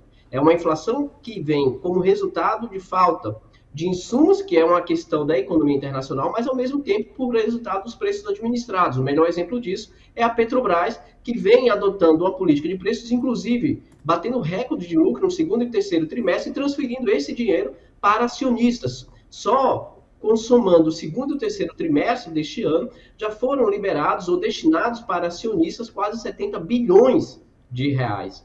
E aí o Banco Central decidiu elevar os juros para controlar a inflação que ultrapassa os 2 dígitos, corroendo o poder de compra da classe trabalhadora. Qual que é o problema? Porque, veja, nós não temos uma inflação de demanda. Então, a pergunta é, por que aumentar os juros para controlar uma inflação que não é de demanda, mas dos preços administrados e por falta de insumos? Porque, veja, há uma contradição, porque eu preciso reduzir juros para estimular a atividade econômica e recuperar o mercado interno. E o Banco Central tem adotado uma política de elevação de juros. E veja que esses juros, o aumento de 1 ponto percentual de juros, equivale a 50 bilhões a mais de gastos públicos com o serviço da dívida. Se o próprio mercado exige um ajuste fiscal em cortar gastos para equilibrar as contas públicas, o próprio mercado defende juros elevados, aumentando os gastos públicos. Ou seja, o discurso do ajuste fiscal, ele é um ajuste ou um discurso de conveniência, concordamos, né? Convenhamos. Se é para cortar gastos da saúde, da educação e da sociedade, que atenda a sociedade no orçamento público, ok. Mas se é cortar gastos de um orçamento que atende aos interesses de uma minoria do mercado financeiro, não. Isso não é válido. Então, eu acho que é um momento extremamente problemático, mas é que, acima de tudo, deixa em evidência que a condução da política econômica no país ela é conduzida de acordo com os interesses. E a conversa do André Esteves, do BTG, com o presidente do Banco Central, deixa muito isso claro. Né? Quem que manda e quem influencia na orientação de política econômica do país. Falando em quem que manda, quem influencia, a gente teve também, recentemente, estamos, né, na verdade, ainda às voltas com o tal do Auxílio Brasil e o tal do furo no teto de gastos. Duas perguntas sobre isso. Primeiro, qual a sua avaliação desse imbróglio, professor? E a outra coisa, o quanto essa questão do teto de gastos, do furo no teto de gastos, pode impactar esses indicadores todos econômicos que a gente está falando, inflação, por exemplo. Olha, Maria, como eu estava falando com o Cosmo, tem um ponto que eu acho bem interessante, que, o que é o teto de gastos? Eu acho que é importante a gente também ter clareza, né? Porque muita gente pode não entender. O teto de gastos foi uma política adotada pelo governo Temer, que congela os gastos públicos por 20 anos. Vejam, nenhum país no mundo tem esse tipo de experiência, de congelar os gastos públicos por 20 anos. Nenhum. E veja, o congelamento dos gastos se dá apenas nos gastos chamados correntes e gastos com investimento. O que são os gastos correntes? São gastos garantidos constitucionalmente, como o SUS, como a educação e o investimento em infraestrutura. Agora, olha que interessante, o gasto com o pagamento do serviço da dívida não entrou na regra do teto dos gastos. Ou seja, eu posso gastar à vontade com o setor financeiro, mas com a sociedade não. Então, veio a crise da Covid, né, e desde o princípio, todos os críticos do teto de gastos deixavam claro que era insustentável. Por que isso? Porque as necessidades da sociedade, ela mudam, né? Você pode ter crescimento, você pode ter queda, e veja, a crise mostrou muito a necessidade do auxílio, por exemplo. E aí o teto de gastos não permitia. Se não fosse o Congresso que tivesse, né, aprovado isso, o governo Bolsonaro, junto com o seu ministro Paulo Guedes, não tinham aceitado. E aí o mercado fica preocupado em furar o teto dos gastos, né, que é uma política inviável, irracional, porque é para atender a sociedade. Mas não se preocupa, por exemplo, com o teto de gastos quando é o uso de juros, como está aumentando os juros agora, como eu falei com o Cosmo, para atender o mercado financeiro. Então, na verdade, os interesses que estão se sobrepondo, né, de uma minoria sobre a sociedade. Agora, professor, isso que você comentou é muito importante, porque no começo a gente falou da questão do desemprego, que deu uma oscilada para baixo e tal, mas mesmo assim a quantidade de desempregados, o nível de desemprego no país é tão grande, e os empregos criados, grande parte da informalidade, ou seja, a precarização do trabalho. E a longo prazo, a equipe econômica não tem nenhum posicionamento, não vê-se uma luz no fim do túnel para tudo isso. A gente vai continuar ainda nessa gangorra por muito mais tempo? Eu queria que o senhor trouxesse para a gente uma expectativa de cenário daqui para frente. Tá, Cosmo, veja, aí outro ponto importante. Desde que foi aprovada a reforma trabalhista, por exemplo, tem um indicador que nos mostra o nível de precarização, que aponta para o nível de precarização das condições de mercado de trabalho, que é um indicador chamado taxa de subutilização. São trabalhadores que não conseguem trabalhar o tempo que eles querem, né? Eles são subutilizados. Isso é um sinal de precarização. Então, veja, esse indicador ele vem aumentando desde 2015 e se acentuou e se aprofundou muito. Hoje, a taxa de subutilização no mercado de trabalho é de 28%. A taxa de ocupação é de 50% abaixo do nível pré-crise, que era de 57%. Então, como você está colocando, veja, além da taxa de desemprego ser muito alta, e outro ponto, Cosme e Maria, é a taxa de desalento, que é o quê? As pessoas perderam a esperança de procurar emprego, que é 4,9, era 1,5, e isso bateu 5,6, agora caiu para 4,9. Quando eu somo isso, eu tenho quase 18,2% de pessoas fora do mercado de trabalho. E aí é o que está, os indicadores mostram que essa precarização não é por causa da crise, é porque é uma transformação estrutural que a reforma trabalhista está gerando, nível de trabalho precarizado, parcial, com queda de renda. Saiu uma pesquisa recente mostrando que o salário médio do trabalhador sem carteira é muito mais baixo do que o salário médio do trabalhador com carteira. E aí, para completar, veja, como eu tenho no meu PIB 64% depende do consumo interno, com a destruição do mercado de trabalho, com o empobrecimento da classe trabalhadora, o futuro da nossa economia é deprimente. Deprimente. Né? Porque, veja, como já tem perspectiva de que no próximo ano nós podemos ter até taxa negativa de crescimento, olhem só, né? Significa dizer que o mercado de trabalho não vai se recuperar. Eu não vou criar empregos. E aí fica a pergunta, cadê os 6 milhões de empregos que o senhor Henrique Meirelles prometeu quando fez a reforma trabalhista? E a proposta do governo do senhor Paulo Guedes é fazer uma nova reforma trabalhista. E, segundo ele, vai gerar 2 milhões de empregos. Quem que acredita nessas pessoas? Quem que vai acreditar numa promessa como a do Henrique Meirelles? Olha o nível que nós estamos no mercado de trabalho. E quem vai acreditar mais ainda em uma pessoa que mente compulsivamente, como o senhor Paulo Guedes, que tem contas em paraísos fiscais, que ganha com a desvalorização cambial, que ganha com a crise da economia brasileira? Não há perspectiva, lamentavelmente, não há perspectiva no curto prazo de uma recuperação. E, na minha avaliação, se houver, nós precisamos rever essa reforma trabalhista. Vou dar um exemplo rápido. A Coreia do Sul passou por uma reforma trabalhista similar à nossa. Qual foi o resultado? Precarização das condições de mercado de trabalho e crescimento do empobrecimento do trabalhador. O Round 6, que está fazendo tanto sucesso no Brasil e no mundo, ele mostra um pouco essa realidade, né, de como que a vida na Coreia se deteriorou. E muitos liberais que estão adorando o Round 6 não querem discutir o filme, porque o filme faz uma crítica à agenda neoliberal que é tão exaltada aqui pelos economistas de mercado e pelo Paulo Guedes.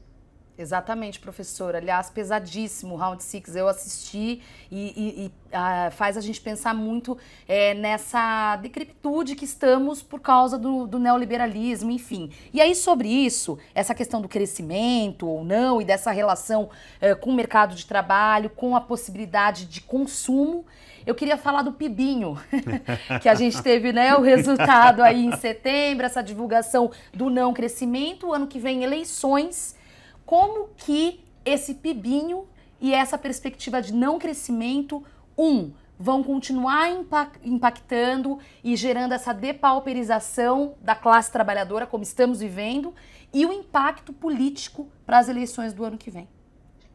Bom, veja, como no próximo ano nós temos eleição, uma das grandes apostas do presidente Bolsonaro na sua reeleição é a recuperação do mercado de trabalho para poder recuperar a popularidade dele.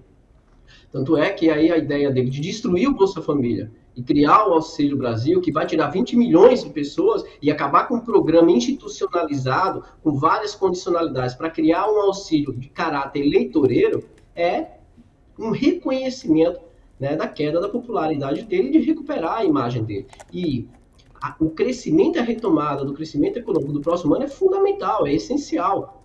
Porque, caso contrário, isso vai ser muito usado para além de todos os crimes e absurdos cometidos por este governo, como a negação da Covid, a CPI da Covid mostra isso, os diversos crimes cometidos pelo governo, né, pelo negacionismo, pelas fake news disseminadas ao ponto do próprio presidente da República associar a vacina à AIDS.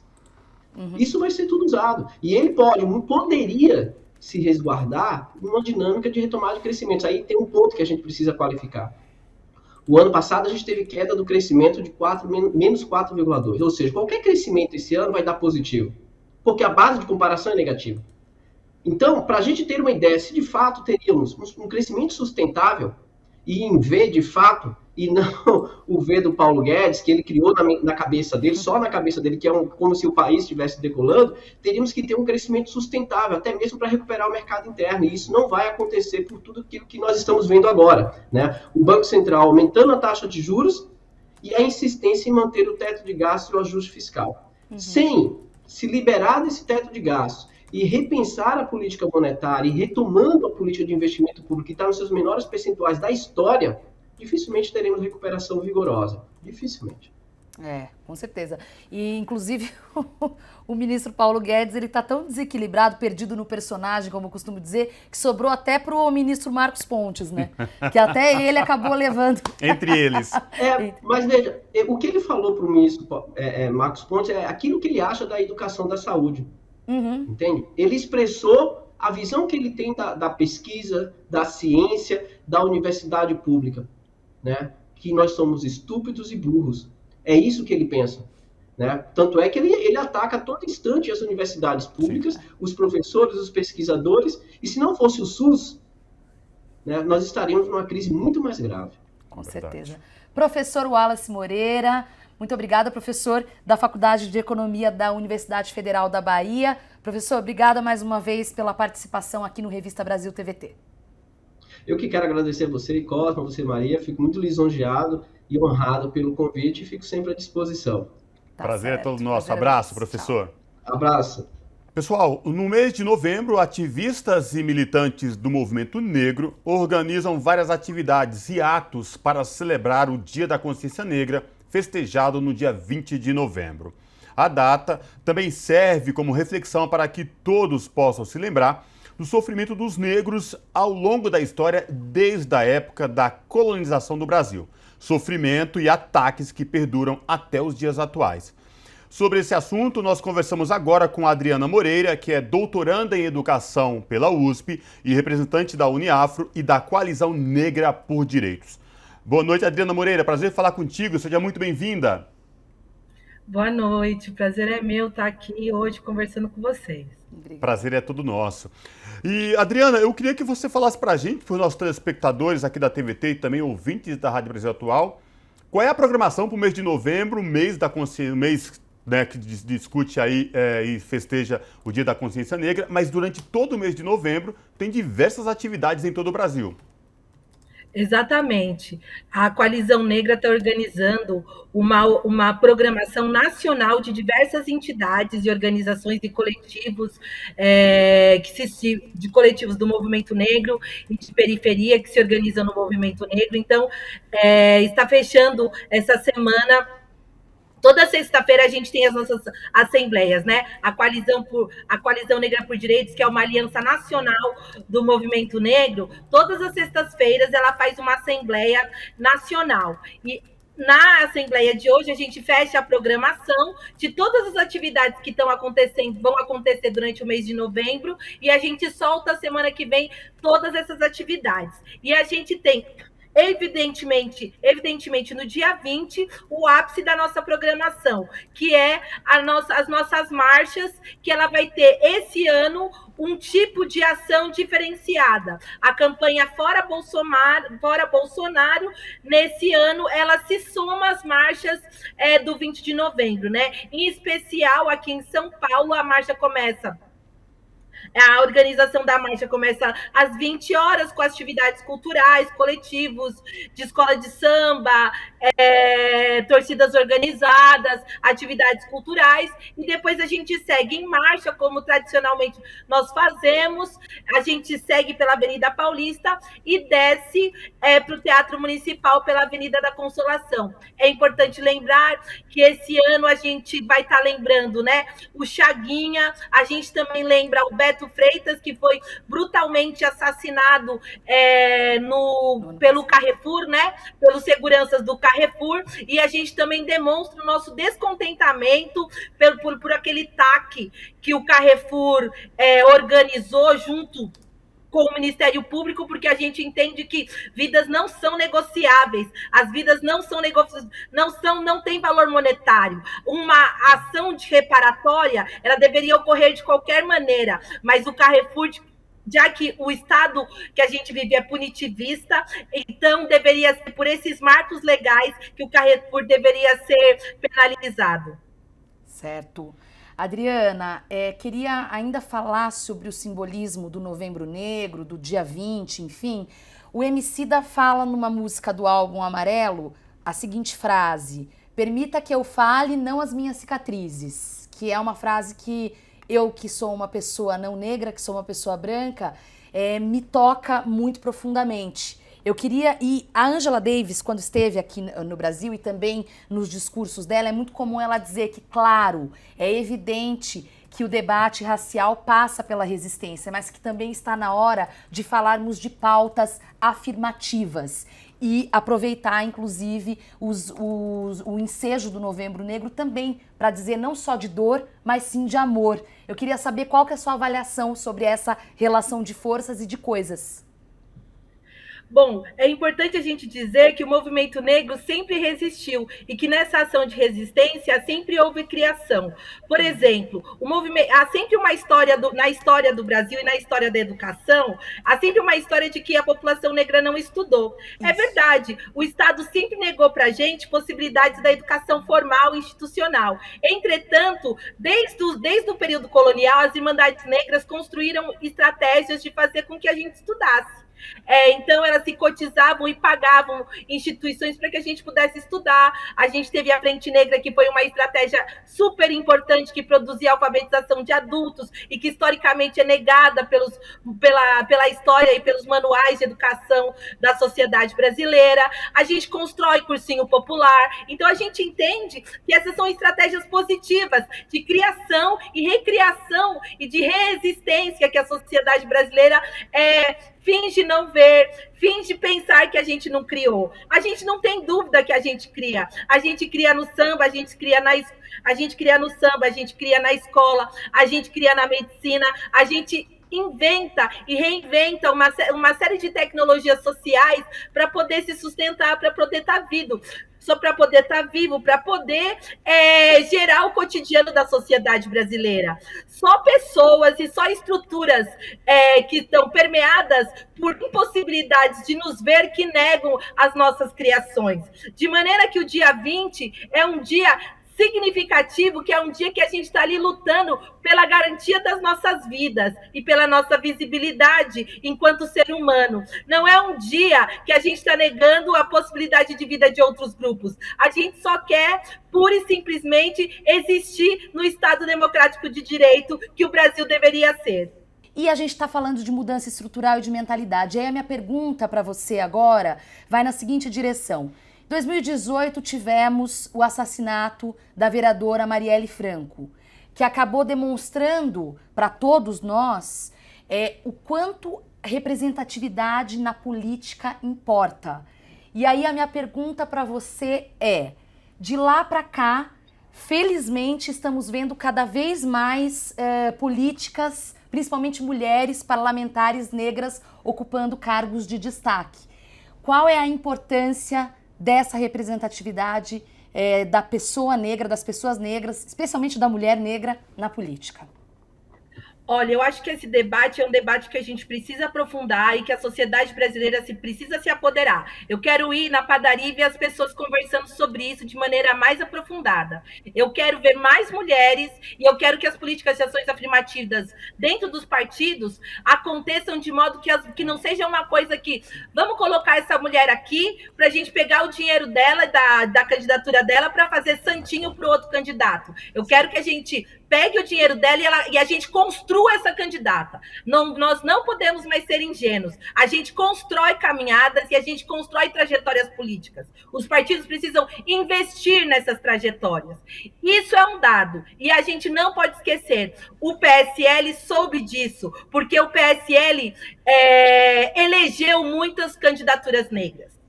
Ele elegeu candidatos negros para promover candidatos negros contra a promoção da igualdade racial. É verdade. E isso só é possível combater promovendo candidaturas negras que estejam alinhadas ao movimento negro. Há forças políticas que sejam emergentes do movimento negro, porque a gente precisa de pessoas negras dirigidas pela política negra. Não adianta, assim, claro que o racismo é um problema da sociedade brasileira, não foram os negros que construíram o racismo e, portanto, nós precisamos do conjunto da sociedade brasileira e dos brancos ajudando a gente a construir uma sociedade sem racismo. Isso é fato. Entretanto, o protagonismo das políticas na sociedade brasileira precisa se dar, inclusive, pela construção que se dá dentro do movimento negro, que, por vezes, é rechaçado dentro dos partidos políticos. Então, a gente precisa conjugar candidaturas negras, o compromisso do conjunto dos partidos e das candidaturas com o combate ao racismo, mas nunca perder de vista que a construção e o fortalecimento de candidaturas oriundas do movimento negro, ela é fundamental para a gente superar as desigualdades raciais, aprofundar a democracia e colocar a garantia da vida no centro do debate nacional, que eu acho que é o que mais importa para qualquer pessoa minimamente comprometida com a vida e que está com dificuldade de comprar comida e que teve que mudar o padrão alimentar, que não pode mais comer carne todo dia, né? Que teve que está tentando aí, que está conjugando a alimentação, ovo, frango, tem dia que nem frango e nem ovo em casa. Adriana, você tocou num ponto muito importante, agora eu vou mudar um pouco nessa nossa pauta aqui, porque durante a pandemia se escancarou mais ainda a desigualdade e a população negra foi muito mais afetada. E aí tem pesquisas, são dados especificamente do número de mortos e de infectados, a população negra foi muito mais afetada. E aí, nesse sentido, várias entidades do movimento negro se organizaram aí para ajudar pessoas, né, a Coalizão Negra por Direito, especificamente. Eu queria saber como é que está essa questão, se nesse mês de novembro, que comemora-se o Dia da Consciência Negra no dia 20, essas atividades continuam, essas campanhas continuam. Como é que está essa questão de solidariedade para alimentar quem passa fome, principalmente a população negra e periférica?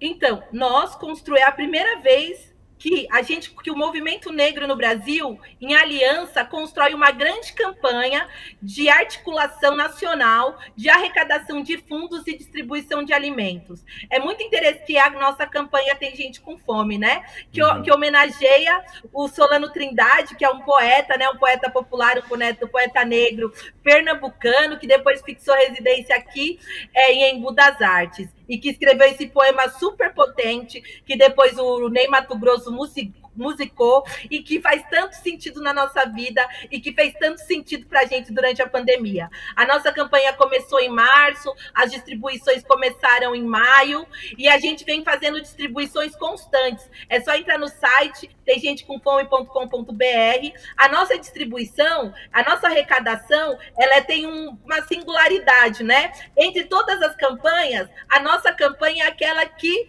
é a pessoa física que doa. E a gente está com dificuldade, a gente achou que a gente ia ter que parar, e assim, nesse momento a gente conseguiu retomar a campanha, a gente não tinha uma ação de marketing mais agressiva, tal, mas a gente conseguiu recuperar o fôlego, e a gente conseguiu fazer uma grande doação no dia 16, que era o Dia Nacional da Alimentação, porque no Dia Nacional da Alimentação tinha gente no Brasil que passava fome. E a gente conseguiu, nesse Dia Nacional da Alimentação, doar mais de 3 toneladas de alimento. E a gente tem uma outra singularidade, que é assim, é o movimento social arrecadando, o movimento social negro fazendo a distribuição para áreas super difíceis, por exemplo, para os povos das águas, para a população ribeirinha, para a população quilombola, e parte daquilo que a gente consegue comprar, a gente compra da população quilombola. Por exemplo, aqui em São Paulo, a gente tem comprado a cesta verde da população quilombola, porque durante a pandemia, eles foram abandonados, eles produzem para merenda escolar. E como que ficou a merenda escolar do estado de São Paulo durante a pandemia? Não ficou, né? Eles ficaram a Deus dará. O Dória não comprou deles a produção. A gente, evidentemente, não comprou na mesma quantidade, mas a gente tem fortalecido fazendo uma parte das nossas compras com eles, com o MST também, por todo o Brasil, tentando fortalecer essas alianças e também tentando fazer esse debate, discutindo com as pessoas. Quando a gente leva a cesta, a gente não está levando uma cesta, a gente está levando um projeto de Brasil. O projeto de Brasil Negro discute reforma agrária a partir de outros parâmetros que não o que está colocado pelo capital, né? E discutindo por que o gás está tão caro, por que a comida aumentou tanto. É uma questão fundamental para o nosso povo levar comida, mas também levar o debate, né? Explicar para as pessoas o que está acontecendo e dizer, a gente está junto. Estamos juntos e vamos junto, porque tem gente com fome, se tem gente com fome, vamos dar de comer. Muito bom. E com esse recado excelente, me despeço, Adriana Moreira, doutoranda em Educação pela USP, representante da Uniafro e da Coalizão Negra por Direitos, falando pra gente do Novembro Negro. Muito obrigada, Adriana. Imagina, eu que agradeço. Prazer, até a próxima. Até. Maria Tereza, você conhece o trabalho da atriz Isabel Filardes? Sim, mas conheço mais ela como atriz do que outras qualidades, né? Outros talentos dela que já tô ligado que ela tem, né?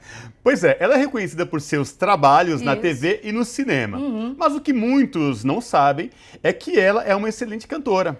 Olha só. Ela sempre cantou, mas só agora ela está lançando oficialmente seu primeiro disco. E ela é a convidada de hoje do Momento Cultural com o Colibri na Quarentena. Se liga só. Olá, pessoal da revista Brasil TVT, salve, salve! Estamos aqui na quarentena com mais de 380 programas, ouvindo artistas de todas as áreas. No programa de hoje, vamos para o Rio de Janeiro conversar com a produtora, diretora, atriz e cantora Isabel Filardes. Aos 48 anos, ela vai contar sua trajetória na televisão e no teatro e a retomada do trabalho como cantora, lançando novos singles, shows online e um álbum novo chamado Bel, Muito Prazer.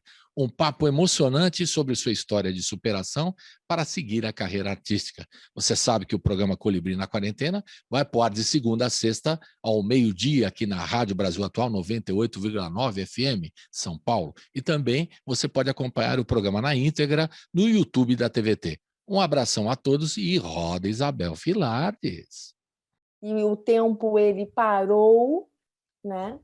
E aí você pensa assim, meu Deus do céu, o que eu vou fazer? Enfim, passei por todos os perrengues que todo mundo passou e está passando, me reinventei profissionalmente falando, então usei as redes sociais para isso, eu intensifiquei, né? Eu trabalho como influencer digital também, enfim, além de ser artista, eu levei algumas coisas para o Instagram, por exemplo, e ali consegui fazer algumas coisas, fazer aquilo render algum recurso e tal, e por aí vai, mas tudo muito pouco, tudo muito restrito. Assim como eu, vários outros colegas. Muitos outros. Eu penso que essa pandemia, ela veio para nos orientar e nos reajustar quanto humanidade, quanto indivíduo. Por que eu estou dizendo isso? Porque você, a partir do princípio que pega todo mundo, independente de cor, raça, credo, pega geral, só pegou os seres humanos, os bichos estão lindos, intactos, a natureza está linda, intacta, ou seja, o recado é para a gente. O que está acontecendo? Né? Individualmente e socialmente, planetariamente mesmo. O que vocês estão fazendo nesse ambiente, nessa casa que é de vocês? Né? E a gente não está legal. Não está. A gente destrói, a gente desmata, a gente polui, a gente esqueceu, de uma certa forma, o que é o amor, a gente esqueceu o que é o respeito, a gente esqueceu o que é generosidade, a gente banaliza a morte, né? A morte de muitos. Então, assim, uma série de reflexões que a gente precisa fazer e que a gente precisa retomar. Isabel, você está falando que a gente tem que voltar lá no tempo da Bíblia. Não, não é isso. Mas existem coisas como família, como amor, não sei, como alegria, coisas que ficaram um pouco perdidas, como se isso não fosse importante, como se só fosse importante você trabalhar, ganhar dinheiro e demonstrar esse dinheiro que você tem, esse poder ilusório que você tem. Porque a gente viu que ninguém tem poder de droga nenhuma. Basta um vírus para acabar com todo mundo. Basta um único vírus e estamos aí lutando contra ele, tentando burlar ele, né? E ele vai mutando, ele vai variando, ele vai... Ou seja, estamos em guerra. Estamos em guerra de sobrevivência, né? E a gente já sabe, eu, por exemplo, tenho um olhar muito particular sobre essa situação, que é um vírus que faz com que você precise estar bem, fisicamente, emocionalmente, mentalmente. Você tem que estar com a imunidade boa. Para estar com a imunidade boa, você tem que se alimentar regularmente. regradamente, pede equilíbrio. Sabe, é tão profundo, você vai indo, mas nem todo mundo está disposto a fazer essa reflexão e essa introspecção, que é mais um exercício que ele pede para a gente. Você precisa se rever. O que é essencial para você? O que é de fato importante? A sua vida é importante? O quanto que a sua vida é importante? O quanto que a vida do seu amigo do lado, da sua família, do seu pai, da sua mãe, seja lá quem for, que você tenha amor, é importante? Né? O quanto te tocou ver milhares de pessoas morrendo ao mesmo tempo? Nós, por exemplo, perdemos vários amigos artistas, vários colegas, e colegas de trabalhos, eu diria que quase insubstituíveis. Assim, né? Somos únicos, claro, somos substituíveis, mas tem trabalhos que são eternos, assim, que preenchem a gente, sabe? Que são referência. Então a gente perdeu muita gente. Então esse é o meu olhar muito, muito profundo. Se deixar, eu vou até amanhã. Não, o que você falou, é claro que as pessoas precisam se cuidar, mas também tem um lado, e entendo que você está colocando, que também nós somos privilegiados, né, Isabel? Que a gente pode ficar no isolamento, nós temos condições. E quem não pôde ficar? Esse pessoal ficou mais vulnerável ainda. Esse pessoal foi obrigado a pegar transporte público, foi obrigado a trabalhar mesmo em momentos de lockdown ou de isolamento que precisaria ser feito, mas o cara não podia ficar em casa para a sobrevivência da família. Então, a gente vê a desigualdade do país com mais clareza nessa pandemia. Muito mais clareza. E os médicos, que é a nossa linha de frente. Pois é. Aí eu penso que tem família também, que tem filhos e que ficaram isolados dos filhos. Aí a população também não colabora, nem se coloca no lugar de, né? Que é a empatia. O que é a empatia? É você se colocar no lugar do outro, né? Perceber o outro e as pessoas assim não querendo. Se a gente não respeita a ciência, a gente não tem empatia nessa condição. Porque existe um protocolo onde as pessoas querem e teimam em não usar, em não fazer ou burlar. É complicado. É o caso da máscara, né? Que o pessoal tem uns que não querem usar, não é coisa meio complicado, né? E respeito aos outros. Empatia é você estar no lugar dos outros, entender o sofrimento dos outros, né? É bem puxado.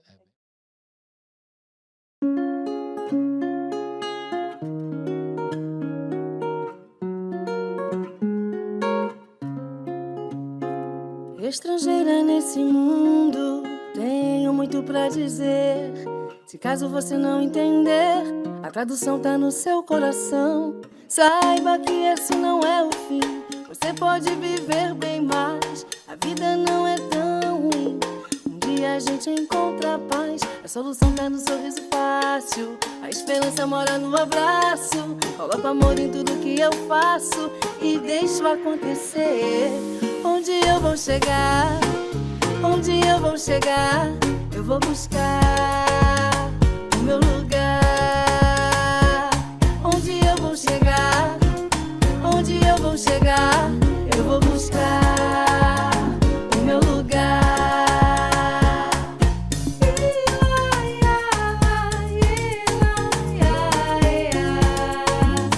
O meu lugar.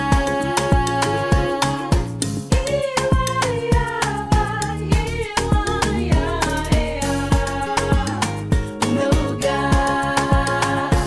Estrangeira nesse mundo, tenho muito pra dizer. Se caso você não me entender, a tradução tá no seu coração. Saiba que esse não é o fim. Você pode viver bem mais. A vida não é tão ruim.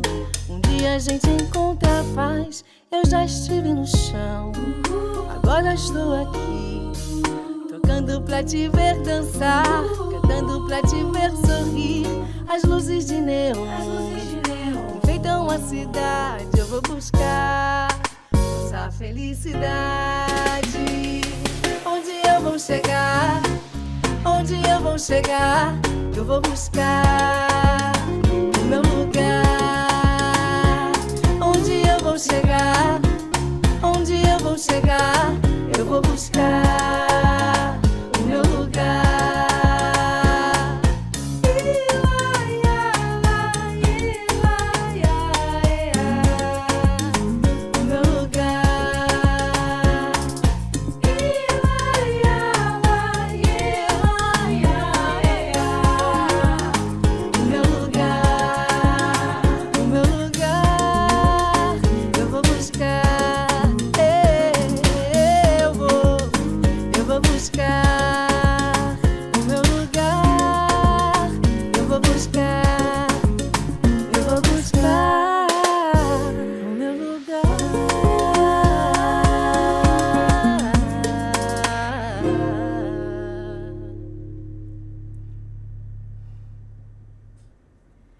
Isabel Filardes, porque só agora vai lançar um disco oficial, mulher. Que música linda, Maria Tereza. Nossa, nem fale. E que mulher maravilhosa, né? Pois Tem quase é. 50 anos, parece mais jovem que eu. Pois é. Pessoal, lembrando, o Colibri na Quarentena vai ao ar a partir do meio-dia na Rádio Brasil Atual e pelo YouTube da TVT. E com esta apresentação maravilhosa da Isabel Filardes, a gente chega ao fim do Revista Brasil TVT deste domingo. Maria Tereza, até a semana que vem. Obrigada, Cosmo. Até a semana que vem. Obrigada a você que nos acompanhou em mais esse domingo. Se cuidem. Boa semana. Tchau. Pessoal, a pandemia não acabou. Cuidado, muito cuidado. Quem precisar sair de casa, máscara e álcool gel. Boa semana e até domingo que vem. Tchau.